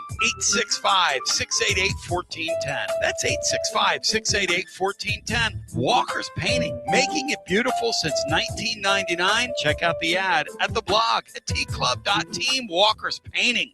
Basilio here, and you know my friends at Carnes Motor Company started with a dream over a quarter century ago. I met Rob and Brian back when I still had hair, and they were working at a huge dealership in West Knoxville. But they told me back then they wanted to sell cars on their terms, and I wanted to do radio on my terms. Their terms, just like my terms, are ultimately your terms. In both cases, you're the winner. A Car Guru's National Award winner with a 5-star rating on all sites, just like our Vols. Everything about buying a car from Carnes Motor Company is no hassle. They specialize in high-quality pre-owned vehicles between the $5,000 to $25,000 range. And if you need to sell a car, they'll either buy your car or they'll help you sell it. Carnes Motor Company also has a top-notch service department. Therefore, every vehicle is rigorously inspected and serviced prior to delivery. So you're guaranteed to get a quality pre-owned vehicle every time. If you need a place for service, they've got you covered. Come be a part of the Carnes Motor Company family and tell them you heard about it from me. Online at carnesmotor.com, Oak Ridge Highway, 1 mile past the Carnes light. Carnes Motor Company. Fan Run Radio, where Big Orange Country comes to talk sports. Start your morning off with your daily dose of talk sports with John Reed and Cody McClure from 8 to 11. Then it's Tony Basilio from 11 to 1. The Playbook with William Pattison from 1 to 3. And The Drive from 3 to 6. It's 10 hours of hard-hitting local sports radio every day. Basilio here for Budget Transmissions. TGMD, the great Matt Dixon, took his Ford Escape to budget, and like our gold bullet back in the day, it was a total mess. And now, Matt's back in the game. He's got a new transmission, axle, wheel bearing, both radiator hoses, engine mounts, coolant hoses. I mean, his Ford Escape was about to escape to the junkyard, but he didn't begrudge it. He took it to budget, and now he's on his way back to Omaha. Budget Transmissions, over 30 years in business. conveniently located in Bearden. All extended service contracts are honored.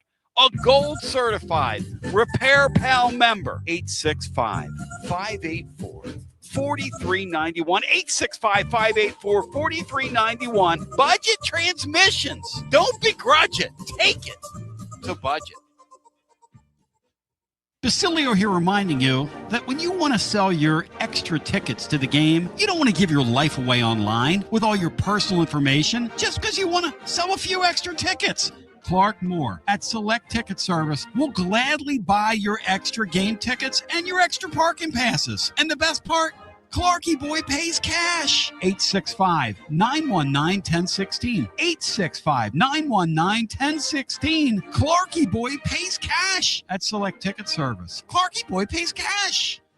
Well, I love thinking about my boy Clarky Boy. Here's the thing. Going to be a lot of fans traveling this week. That's fun. That Arkansas-Kansas region, I know Arkansas doesn't get to host. But God, Bino, they got one right in their backyard. They're going to bombard those poor Kansas people. They're not going to know what hit them. Tennessee's got a very tough draw. All right, let's talk about a couple of odds and ends here. Tony didn't do it. Said, I like our chances if Chapman and Matt play. Tony commented on their status. I believe Chapman plays. I believe he'll have some kind of protective apparatus around him. His plan is to not have surgery until Tennessee's season is over, which he hopes will be holding the trophy for the second time in his career in Omaha. As far as Matt goes, Matt and I are of the we'll believe it when we see it mode. With Landon Mack. That's where things are. Brent CV says he came in late. Was the barbecue event a success? Yes, it was. Resoundingly, yes. They had twice as many people as they thought they were going to have. And for a year one type thing, starting from the ground up, because what's going to happen next year is people are going to remember that. And they're going to tell 5 friends about it. Next year's event's going to be crazy. But it looked like Woodstock trying to get in that place at one point. That's going to be a huge event. A huge event, Brandon and them. And good for them. Really great. Matt Dixon, your thoughts on what the toughest region is. And then in light of what Will Heflin said, does Tennessee tinker with their starter? Do you think they throw Blanco at an East Carolina bunch? If somebody just looked it up, played North Carolina earlier in the year and went 1-1-1 against them in a series earlier in the year. Yeah, I think they'll pitch Blanco against East Carolina. Their splits for righties versus lefties are pretty similar, a tad bit better versus righties, but not a huge gap. As far as the toughest regions, I mean Tennessee's is tough. I'm trying to think of one that Kansas, Arkansas, Missouri State, who I think beat Arkansas in a midweek earlier in the year. And Northeastern is kind of a sneaky they'll probably be a trendy 4 seed to win by some people. They can give teams problems, especially on the bases. Yep.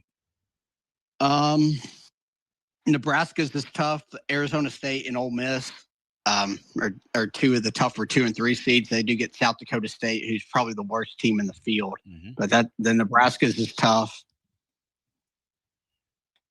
It's pretty balanced all around.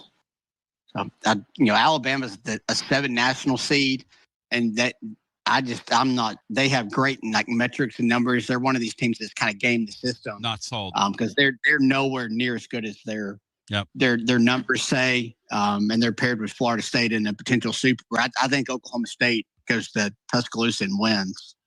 Ladies and gentlemen, I'm just not sold on that Alabama team, especially their defense. Their defense is horrific. Chris Burke and the lovely and talented one are getting ready to take over here. Chris Budden, the Tennessee, the Knoxville connection. Chris got her started. I love Chris Budden. She's such a really sweet person. It's absolutely next level. Mike Monaco, Matt, tomorrow is going to join us. Are you fired up, focused, and prepared for that? Absolutely. Mr. Chapel Thrill himself, who just got done calling the ACC tournament. So he saw North Carolina up close and personal. Taylor Vol needs to jump in here with us, but let's go to the phones without further ado. Hello, you're on the air. Welcome in. Hey, Tony. How you doing today? Hey, doing great. Thank you for calling. You're on the air. Yeah, so actually, my dad introduced me to your show when I was a younger fella. I'm a local kid. I actually just finished up my playing career this Friday night, and was bounced from my conference tournament by a sneaky good team that I think could give teams some trouble here in a regional. I don't know what regional that team would be in, but I think you haven't really touched on it yet today, but I think this is a year.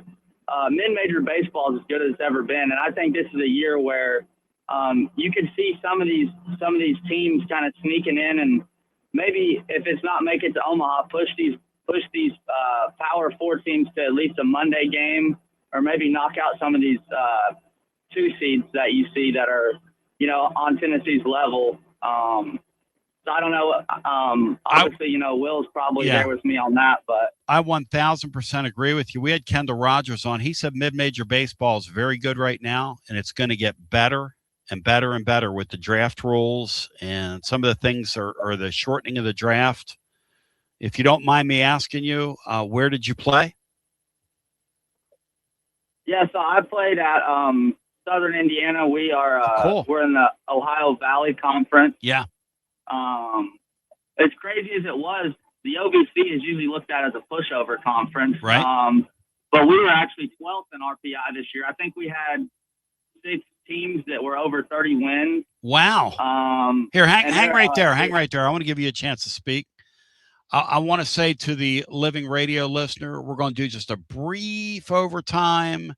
Playbook William Pattison on the way next. Listening to FM 105.7 and AM 1340, WKGN Knoxville and W289CU Knoxville, Fan Run Radio.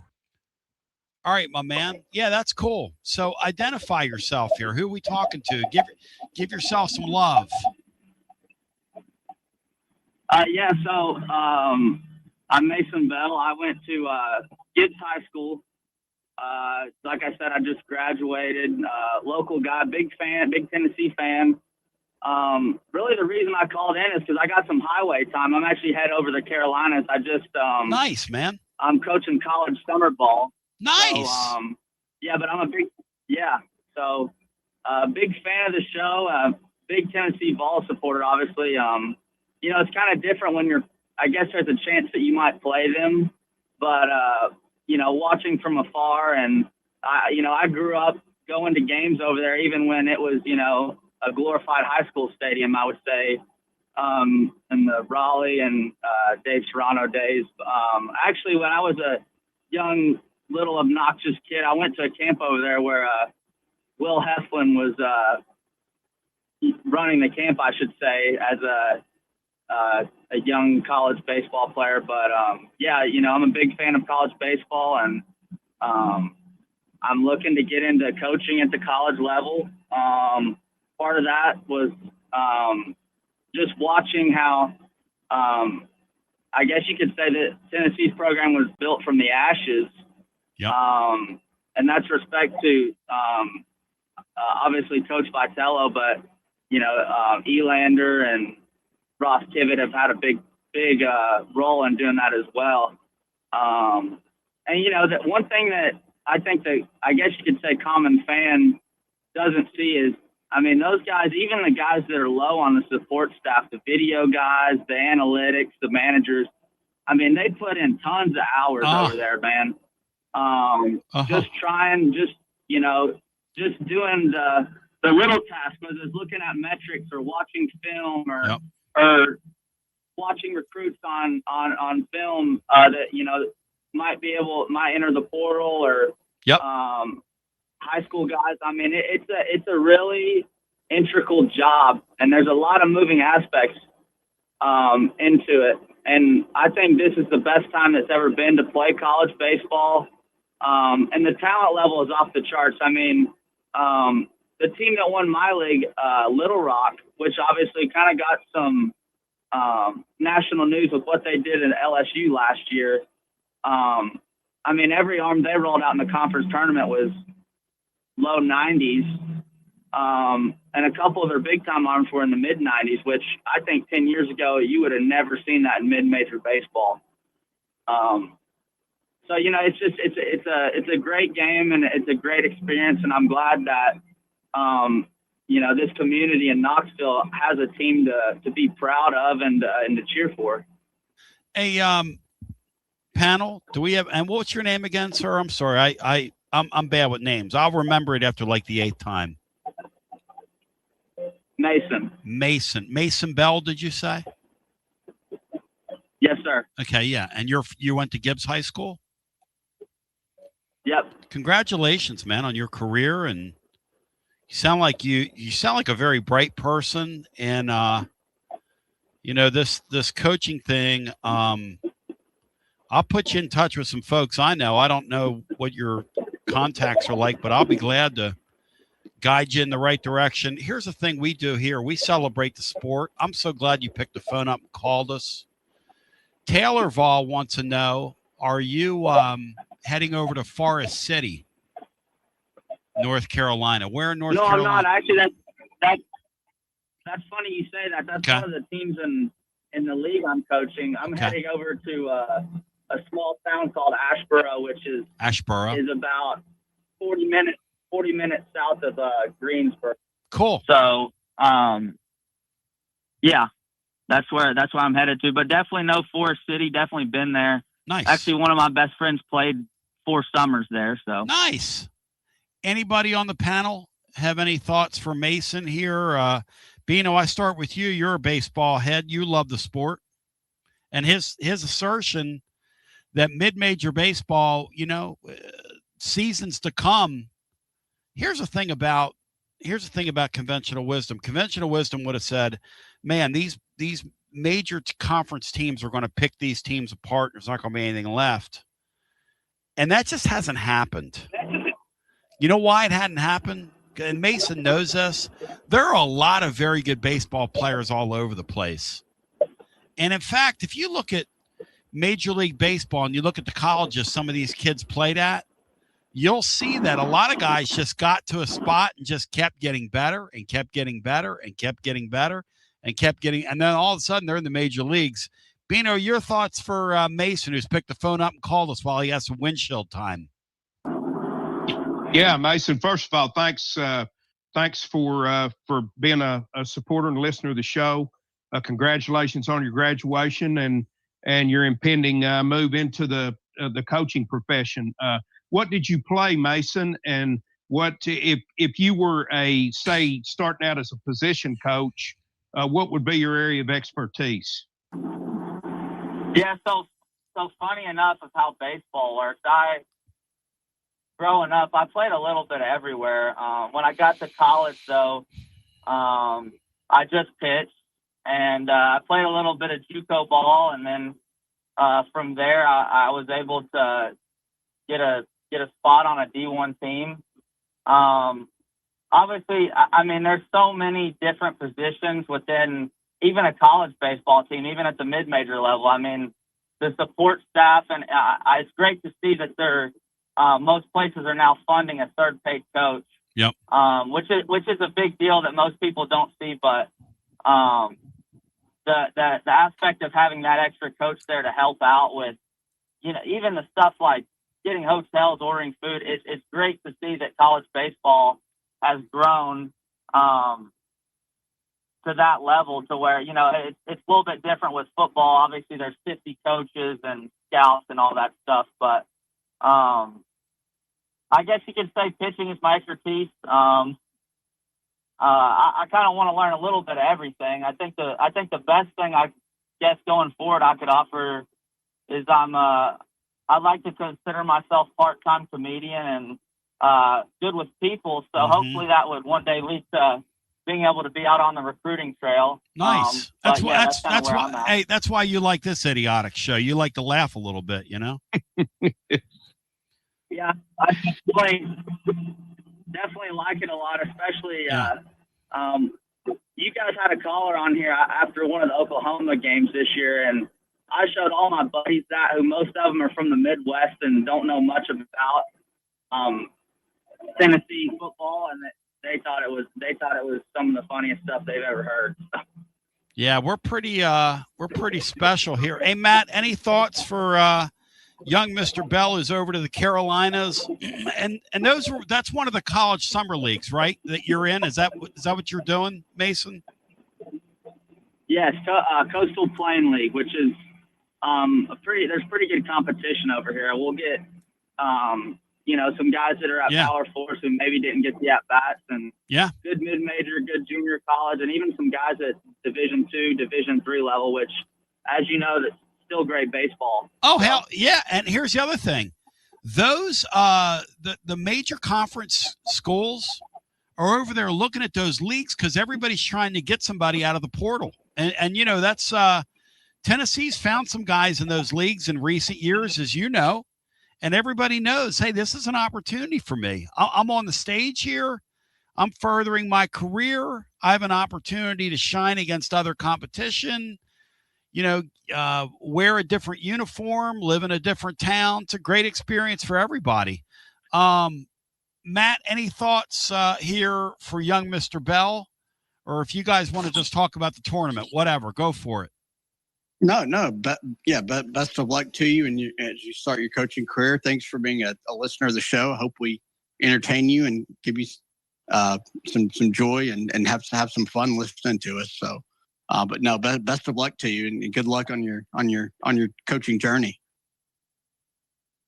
Yeah, I appreciate it. Hopefully, I'll with obviously not being tied down to being at the field for 5 hours a day. Hopefully, I can maybe call in, especially with this is my favorite time of the year. Obviously, playoff college baseball. So, my Christmas, I get a month of it. So, I love Bino. We love the fact that our baseball heads, man, they celebrate the sport, and to a lot of people, they don't understand that.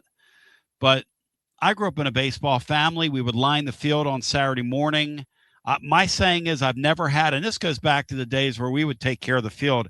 I've never had a bad time at a baseball game, like in ever. It puts you in a different headspace as far as I'm concerned. Just something magical about it, man. The dimensions of the game, the game itself. Now, I've seen a lot of jackasses at baseball stadium that tried to ruin my time. But, yeah, that's a great thing that you're getting ready to do. We're happy for you. Do you follow the game closely while you're playing, or is it one of those deals like on the collegiate level, or is that one of those deals where your head's down and you're worried about your own team? In other words, do you follow like, hey, Tennessee is going to go to North Carolina, and can they fight their way out, and do they have a chance, or other teams in this tournament that you would kind of look at as dark horse type teams and say, hey, watch these guys? Do you follow it closely enough? Oh yeah, no doubt. And so does just about everyone. When you're really, obviously I just mentioned the summer ball thing, but I've played with a lot of guys that are going to be in this tournament. I actually was watching the MAC baseball tournament very closely because they had the Kent State bunch that Tennessee played earlier this season. Obviously, it didn't go Tennessee's way. And then Miami of Ohio, which Tennessee played in a regional last year, were both on the bubble. And Northern Illinois winning their conference tournament, which is a great up and coming program. I think they're a team that I think could maybe win a couple games in the deal. But I played with guys on both of those teams, and all my friends, we follow it, and maybe more so me because I'm a baseball guy through and through. But yeah, everybody watches every games. Everybody has ESPN Plus now, so if there's a time where we're not playing a midweek game, we're on ESPN Plus, clicking through games, watching people we're friends with or people we have played against or with on the TV. It's part of it, and that's one of the great things about the college baseball scene is you're going to know guys on every team. Every team. It's just a great experience for me, and anyone who plays college baseball at this level it's a great experience for them as well. So, do you, but as far as you're asking about kind of dark horse teams, one of the teams I really like, and I wouldn't even call them a dark horse anymore, but I think Jacksonville State is a team that I think could. I don't know what draw they got. I would say that they're probably a 2 seed as they kind of steamrolled through the Conference USA tournament. But obviously the head guy there was at Mizzou before the Jackson guy got there, which we know is a pretty limited financial job when it comes to SEC programs. But he's done a great job building a kind of a power program. I mean, they had a bunch of part of the reason their RPI was so high is because they had some big midweek wins, that I should say, beating Auburn, I think run rolling them in March. So I think that's a team to watch. Obviously, we know Southern Miss just as well as anyone. I think they've won 40 games for the past 10 years, which is that's a crazy stat, especially coming from a Sun Belt level team, which is still great baseball. Those are two teams I think, as far as the non-power 4 teams that I think could, make a run at it. Obviously, there's a lot more in lower level teams that you never know, and that's why we play the tournament. And that's why all conference champions get the automatic qualifier bid. So, but yeah, I think those are two teams that you can kind of be on the lookout for. Ironically, Southern Miss and Jacksonville State are in the same regional down there in Hattiesburg, and the 4 seed there is actually Little Rock. So that's one I'm sure you'll actually be able to get eyes on and watch all those games, along with Virginia, who is trending the wrong way. I think Jacksonville State will beat Virginia in that first game, but that's one you can probably have some invested interest in with the 2 dark horses and then Little Rock, who you saw up close this year. Hey Mason. Yeah. Yep. Go ahead. I want to ask you something about, since all politics are local, and you identified yourself as a Vol fan earlier. What do you make of this Tennessee bullpen, man? These talented guys, a bunch of whom just kind of lost themselves. And do you find in the sport that can become a catching thing? Like when one guy sort of goes bad, it sort of begins to just kind of move like a virus through a clubhouse? Because it looks like that's what happened to these guys this year. Yeah, no doubt. And I think that it's kind of just like a little bit like hitting. Everyone talks about hitting is contagious. Well, I think one of the things that no one talks about is bad pitching is contagious as well. And I think that's because when someone goes out there and lays an egg and doesn't make it out of the second inning of a start, you're putting a lot of pressure on your bullpen to cover a lot of innings. And if that guy doesn't do well, it's just taxing the rest of the bullpen.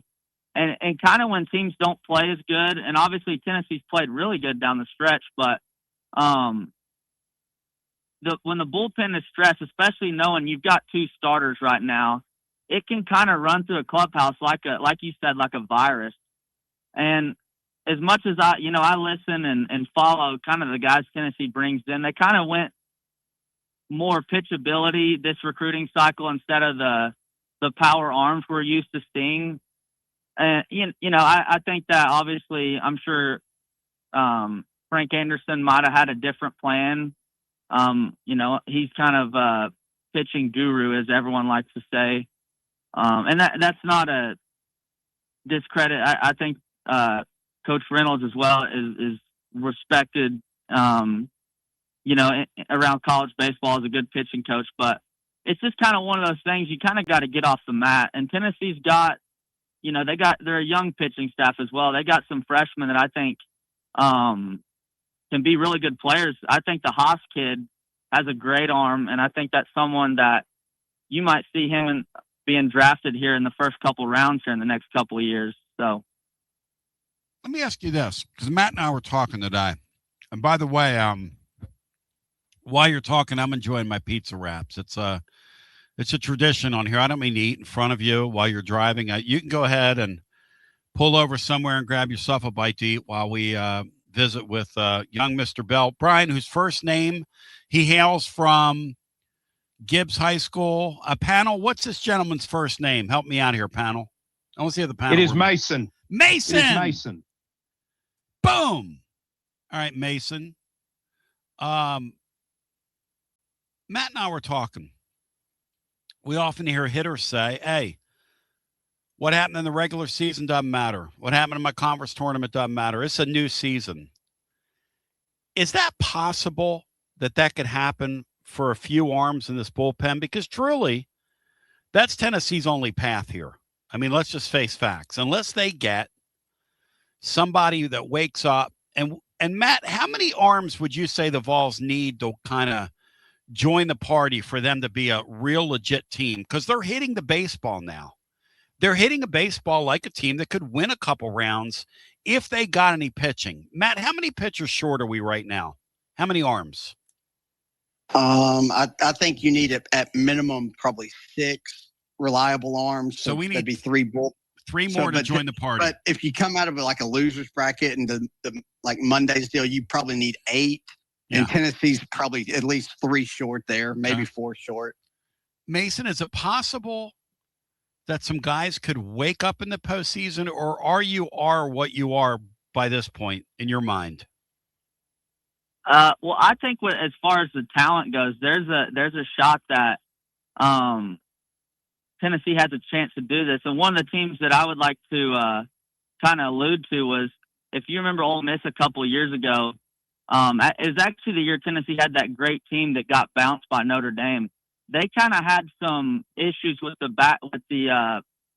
game 2s and 3s in the bullpen, and then those guys kind of woke up and came out of nowhere and dominated throughout the tournament. Obviously that's putting a lot on Tennessee, saying that they could get enough pitching to win another national championship. But I think the arms are there. I mean, when you look at Krenzel, I feel for him more than anything, because I've kind of been there in his shoes, where it kind of feels like everything you do is the wrong thing. And the kid's got great stuff. I mean, he was kind of one of their piggyback guys. They wrote a lot in the beginning of the season last year when he was a freshman. So I think as far as him, he's got to get, obviously the confidence is all it is. I mean, you can just tell it. I was listening to your guys' show after South Carolina a couple of days ago. You can just tell he's very distraught out there, and being on the mound when stuff like that's happening, it's a lonely place. I can tell you that right now. So it's such a great point. The thing about him too, a lot of guys mask it, right? Like when you're dying out there. He just looks like he's like an open wound. You can almost see it. You know what I mean? Like he does not hide it well at all. His body language the other day was, get me out of here. And he's got great stuff. There's no reason that he's going through what he's going through other than he's just fighting himself in his mind right now. Yeah, no doubt. And as far as kind of I guess you could call his arsenal, it's a pretty interesting case, because he has one of those power kind of sinking fastballs, which you would think would generate a bunch of ground balls. But I feel like every time I've turned the TV on he's kind of generating a lot of fly balls, which is kind of an interesting case. So, that could be something I guess that they might adjust going into the tournament. But he's got great stuff. He's probably a top 100 player in his draft class. As far as talent wise, even with the kind of troubles he's dealt with down the stretch. But yep. I think that's someone that if he was able to get going somehow, he could play a big role. Now, obviously, it's asking a lot from someone who hasn't had very much success since the middle part of the year. I think the Frederick kid could be very effective too. Obviously, it's a different look. I'm also glad that they've kind of give these guys some opportunities down the stretch to try to get their confidence back, because once you get to the postseason, the likelihood of confidence building outings is very minute. Especially when the margin for error in these deals is slim to none. So that's kind of my take on that. What's going to happen in the postseason, Matt, is you're going to throw, we've seen it here. You're going to throw guys in, and they're either going to sink or you're going to swim. And if you swim, you get to go to the next round and you build on what you've done. And if you sink, you've kind of done what you've done sort of all year. Matt, I remember a few years back, Tennessee played that Georgia Tech team that had all those showcase arms. And I mean, those guys could throw it 1,000,000 miles an hour, but nobody knew where it was going. They didn't have any confidence in themselves, and we rocked them. And I don't even think, like Mason was saying, this year Tennessee went away from those high velo guys, and they went to guys that were more kind of classic, sort of pitch it where they ain't guys, but that ain't working out. Here's a question for you guys. You mentioned Haas before, and I'm going to include Taylor in this, who does a great job for us on Wednesdays on the blog. Hey, Matt, he said stone cold, this Haas guy has to contribute prominently in Chapel Hill if the Vols want to make it to a super regional. Hot take, Matt, or the truth? And then I'll ask Mason that as well. No, I think that's the truth. He'll certainly have to get you some high leverage outs. Absolutely. Mason, do you buy that? Of the freshmen, he's the one that you probably have the most trust in. Yep. Going into this, but yeah, you're going to need a few guys to step up and have outings they really truly haven't had all season, at least against quality competition. Mason, we were talking about summer ball a second ago, and by the way, this is Mason Young joining. He is from Mason Young. He writes for Tulsa World. This is Mason Bell joining. I'm mixing my Masons here, and I probably need something out of a Mason jar after the weekend I've had, playing a lot of music and pretty much don't even know my name at this point. But Mason Bell, you of the community that you come from over in Gibbs, you being a living Vol fan, you shouted out Haas before. Here's the thing a guy like that does. He goes out here, has a solid postseason. He now gets something to really build on going into next year, doesn't he? This is a great opportunity for a kid like this. Yeah, no doubt. And one of the things that I think he kind of has ahead of the, I guess, kind of the next, I kind of think of the freshmen, there's three lefties that are really good, being Tracy, Day, and then Haas. Mm-hmm. I think out of the three, Haas probably has the most electric stuff.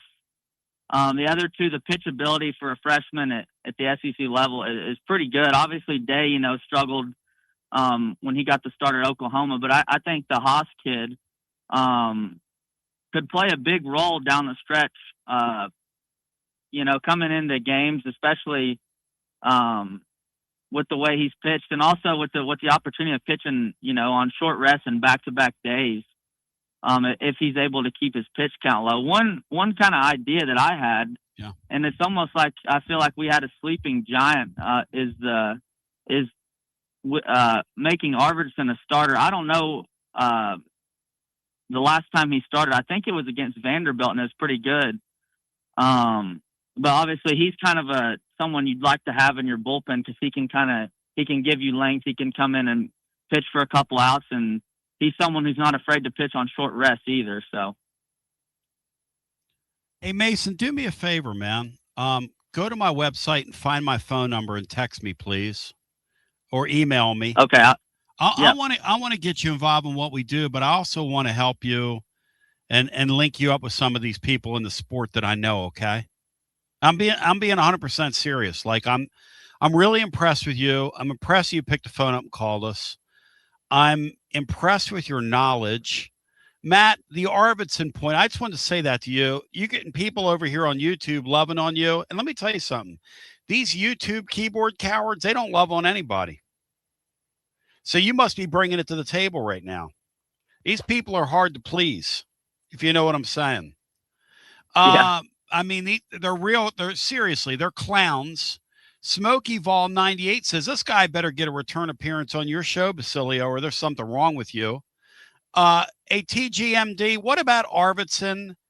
And what about if Matt can't go? I mean, do you fool around with the possibility of starting him? What do you think? I think that's why they started Appenteller in the SEC tournament versus South Carolina to stretch him out, and I think he would be that guy that you would start, be your third starter if you don't need to use him in those first two games. But Arvidsson certainly could have been a starter, and if he hadn't been injured at the beginning of the year, maybe he would have been in that rotation. But at this point in the year, I think Appenteller is the guy that they would turn to be the third starter if Matt can't go.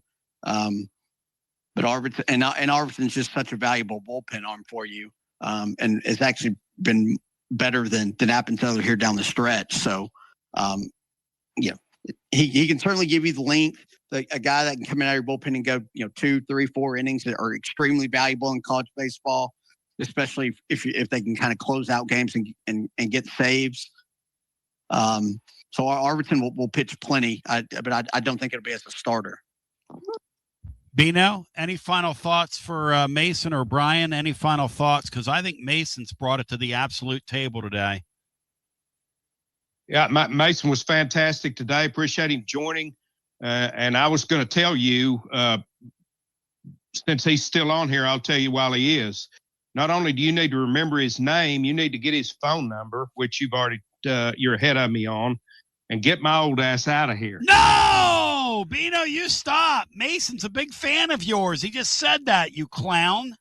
By the way, I will say this for Mason. Mason, I'd love to get you back on if you'll watch some of the games and jump on with us here during the postseason, because Mason's got me saying, Chris who? ESPN can have that Berkey guy. I want this Mason guy. This guy's bringing it to the table. Brian, poor Tony B. Brian, poor Tony B. Brian, your thoughts on this gentleman who picked the phone up and called us? And I was going to get off literally at 1 Eastern, but I spent a half hour with him. First of all, out of respect for the career he had, out of respect for the knowledge that he showed, out of respect for the young man that he sounds like he is, and out of respect for I love our community, and I'm so thrilled that our community produced a young man like that went and had a great college career and now wants to give back and help others. I'm for all Mason, that. did you play in Lindsey Nelson the year? I think Southern Indiana played Tennessee one year. No.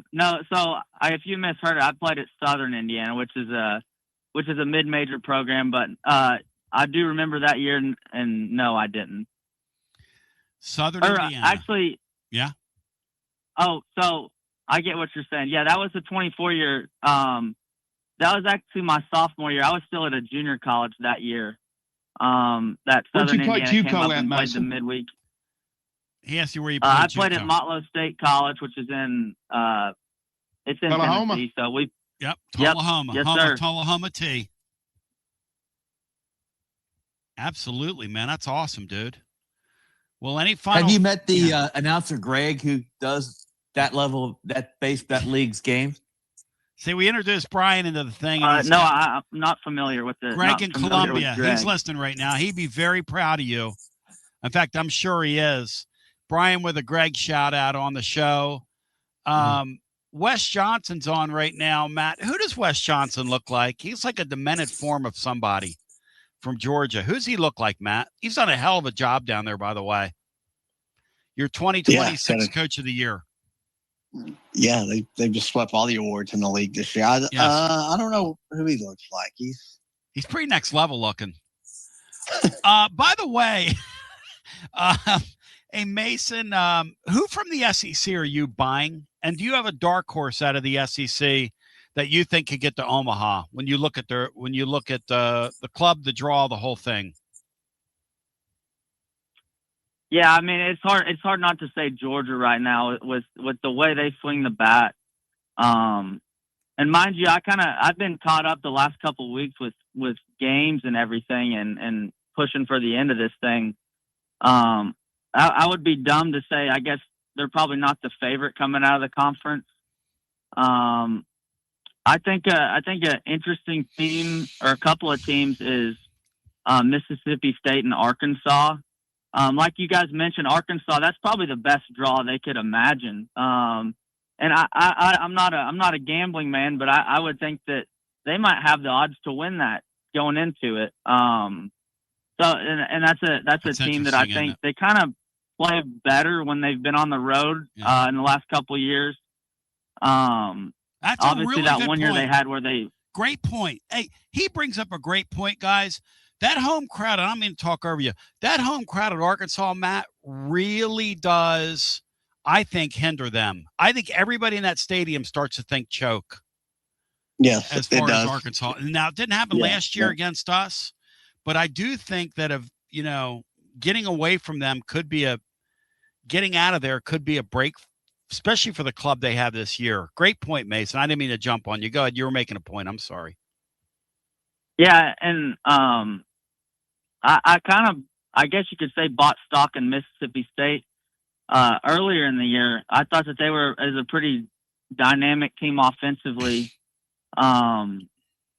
That I think, but then again, you look up and who knows? There's probably about 10 SEC teams. If they made it to Omaha, you wouldn't be shocked with just the way it is and the meat grinder of the conference it is, and with most of the teams hovering right around 500 and any team that's above about 16 wins, it's a great season in the SEC. So, those are kind of two teams I guess you could say I would highlight. Obviously, Georgia probably being the favorite out of the conference going into it, but we'll see. Usually I guess the numbers show that UCLA is probably not going to be the national champion this year. So there you go. It's going to be somebody else. Hey, by the way, on the way out, because Smokey Ball's right, shout out this guy at O'Connor 1 year, Matt. And look what he's done at Mississippi State, who's already on the way to the Women's College World Series in softball. That's a hell of a story, what's happened there in a short time down there at Mississippi State. Matt, do you give them a puncher's chance? Yeah, absolutely. They've certainly got a chance to get through. O'Connor has done a nice job, brought a ton of players with him from Virginia, which helps. Yes. I think they have, not an easy draw, but one of the easier draws, especially for the 14 overall seed.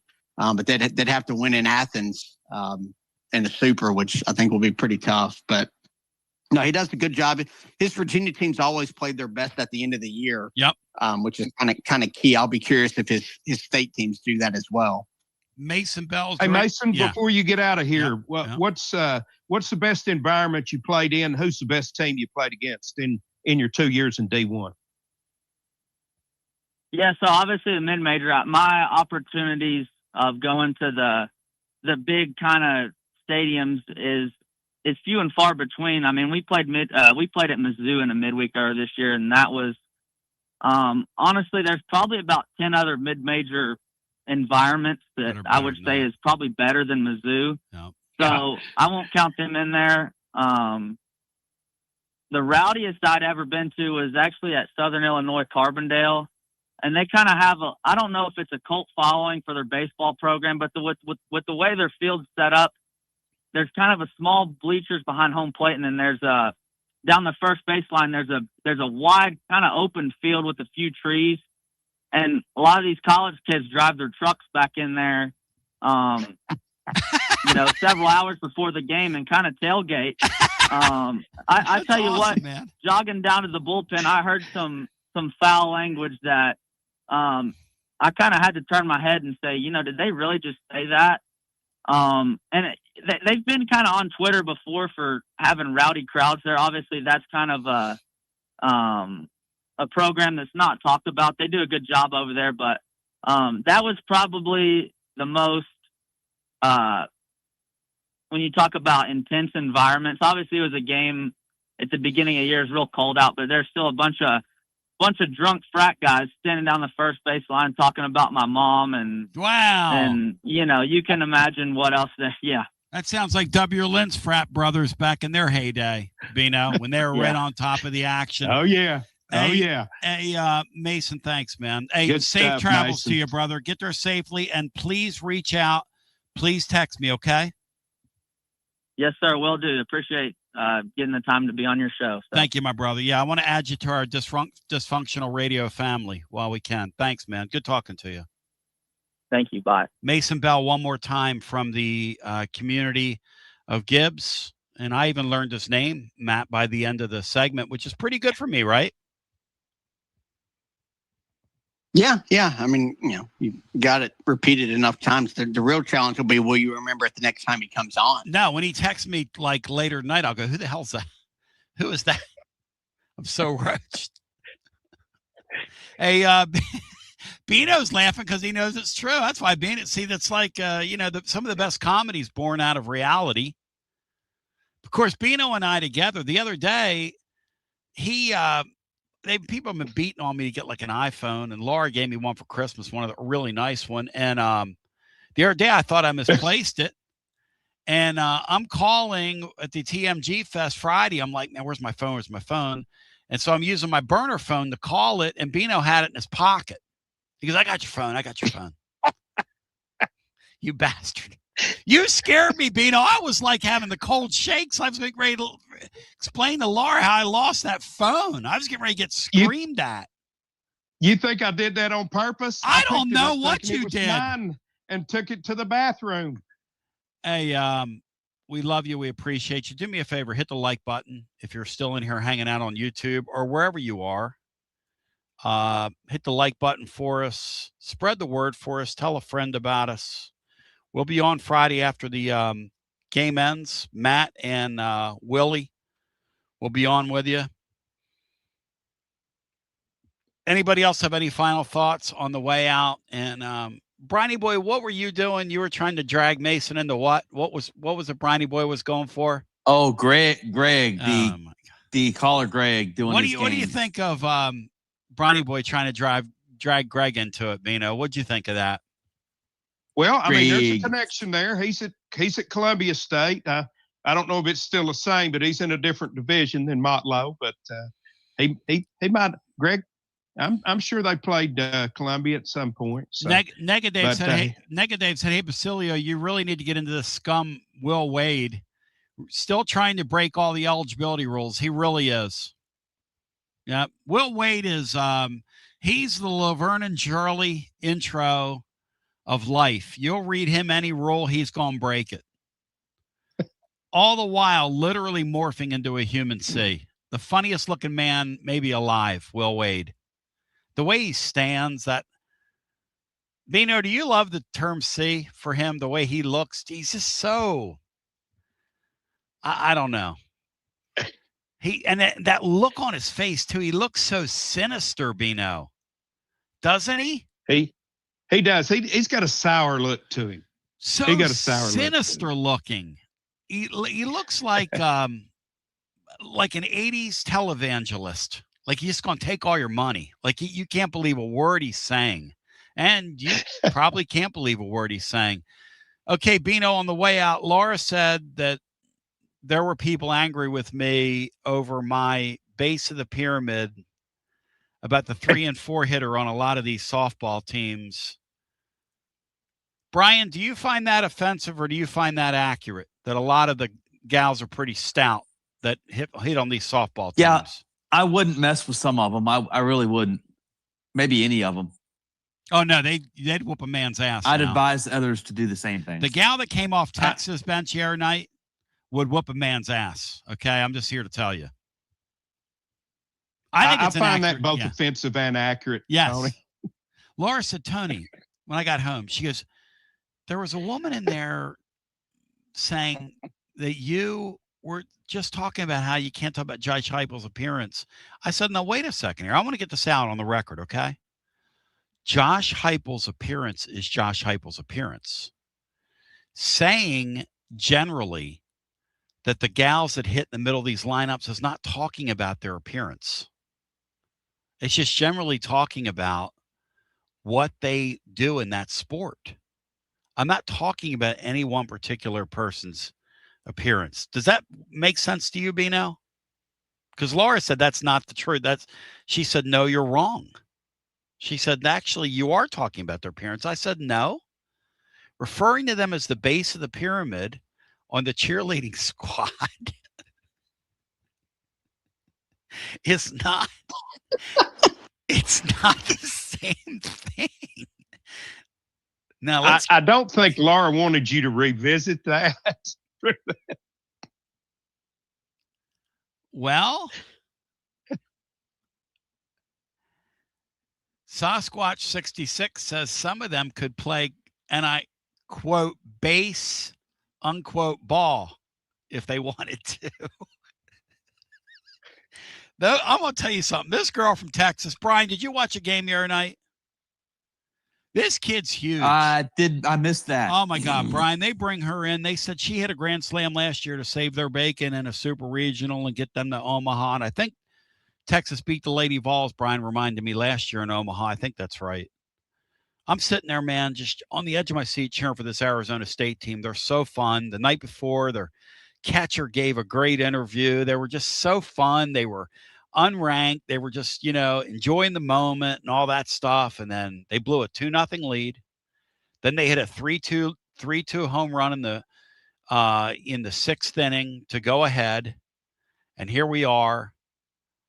And they got Texas calls on this girl again that hit a grand slam last year to send them through, and she slammed a home run. Imagine having a player like that, Brian, on your bench that you can call on who looks like Kyle Schwarber. Well, Mackenzie Buck kind of did that for the Lady Vols cause here recently in female the form. Regionals.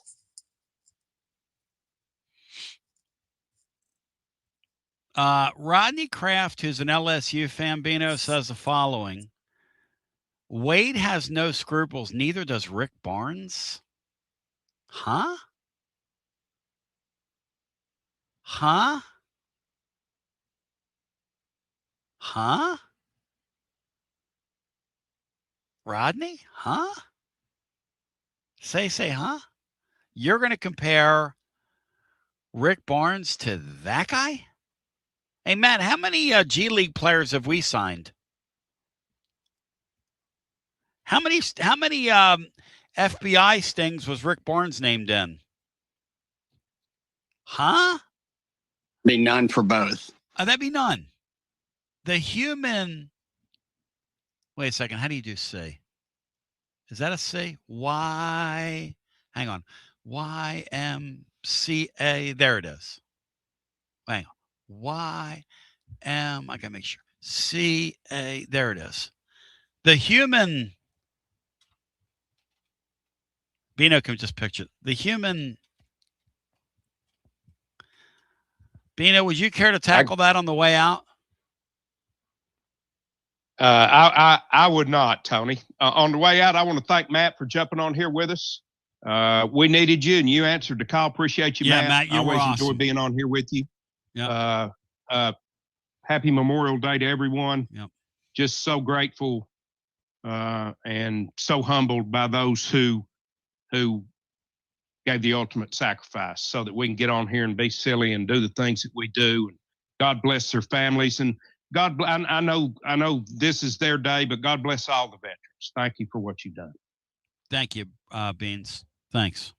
Thank you, Love Brian. you guys. See you. Thank you, Matt. Matt Dixon, great job today. Will Heflin, thank you. Proud of you, Willie. If we do a watch party, I'll let you know tomorrow. I've got to get with some folks. It's a holiday. And if we took a holiday, took some time to celebrate, just one day out of life, it would be so nice. Hope you have a great day. Be blessed. Praise God for, as Bino said, all of our veterans, all who serve. Love you. Thank you. Check out tclub.team. We got a great blog up today where I speculated that we'd get away from North Carolina, and they swerved us. Love you. Appreciate you. But they didn't swerve us when we came on the airwaves today. We believed we were going to North Carolina. If you listen to the show today, we just had a sense that was coming down. Tennessee's got its work cut out for it. Vegas markets believe that as well. North Carolina is the odds-on favorite to get out of there by a large margin, as they should be. As they should be. But stranger things have happened and do and will every day in sports. We love you. We appreciate you, GBO. Fun program today. Told Laura I wouldn't go past 1, and I went to 147. Tips are always appreciated. Thank you. Man, I'm roached. I need to get outside.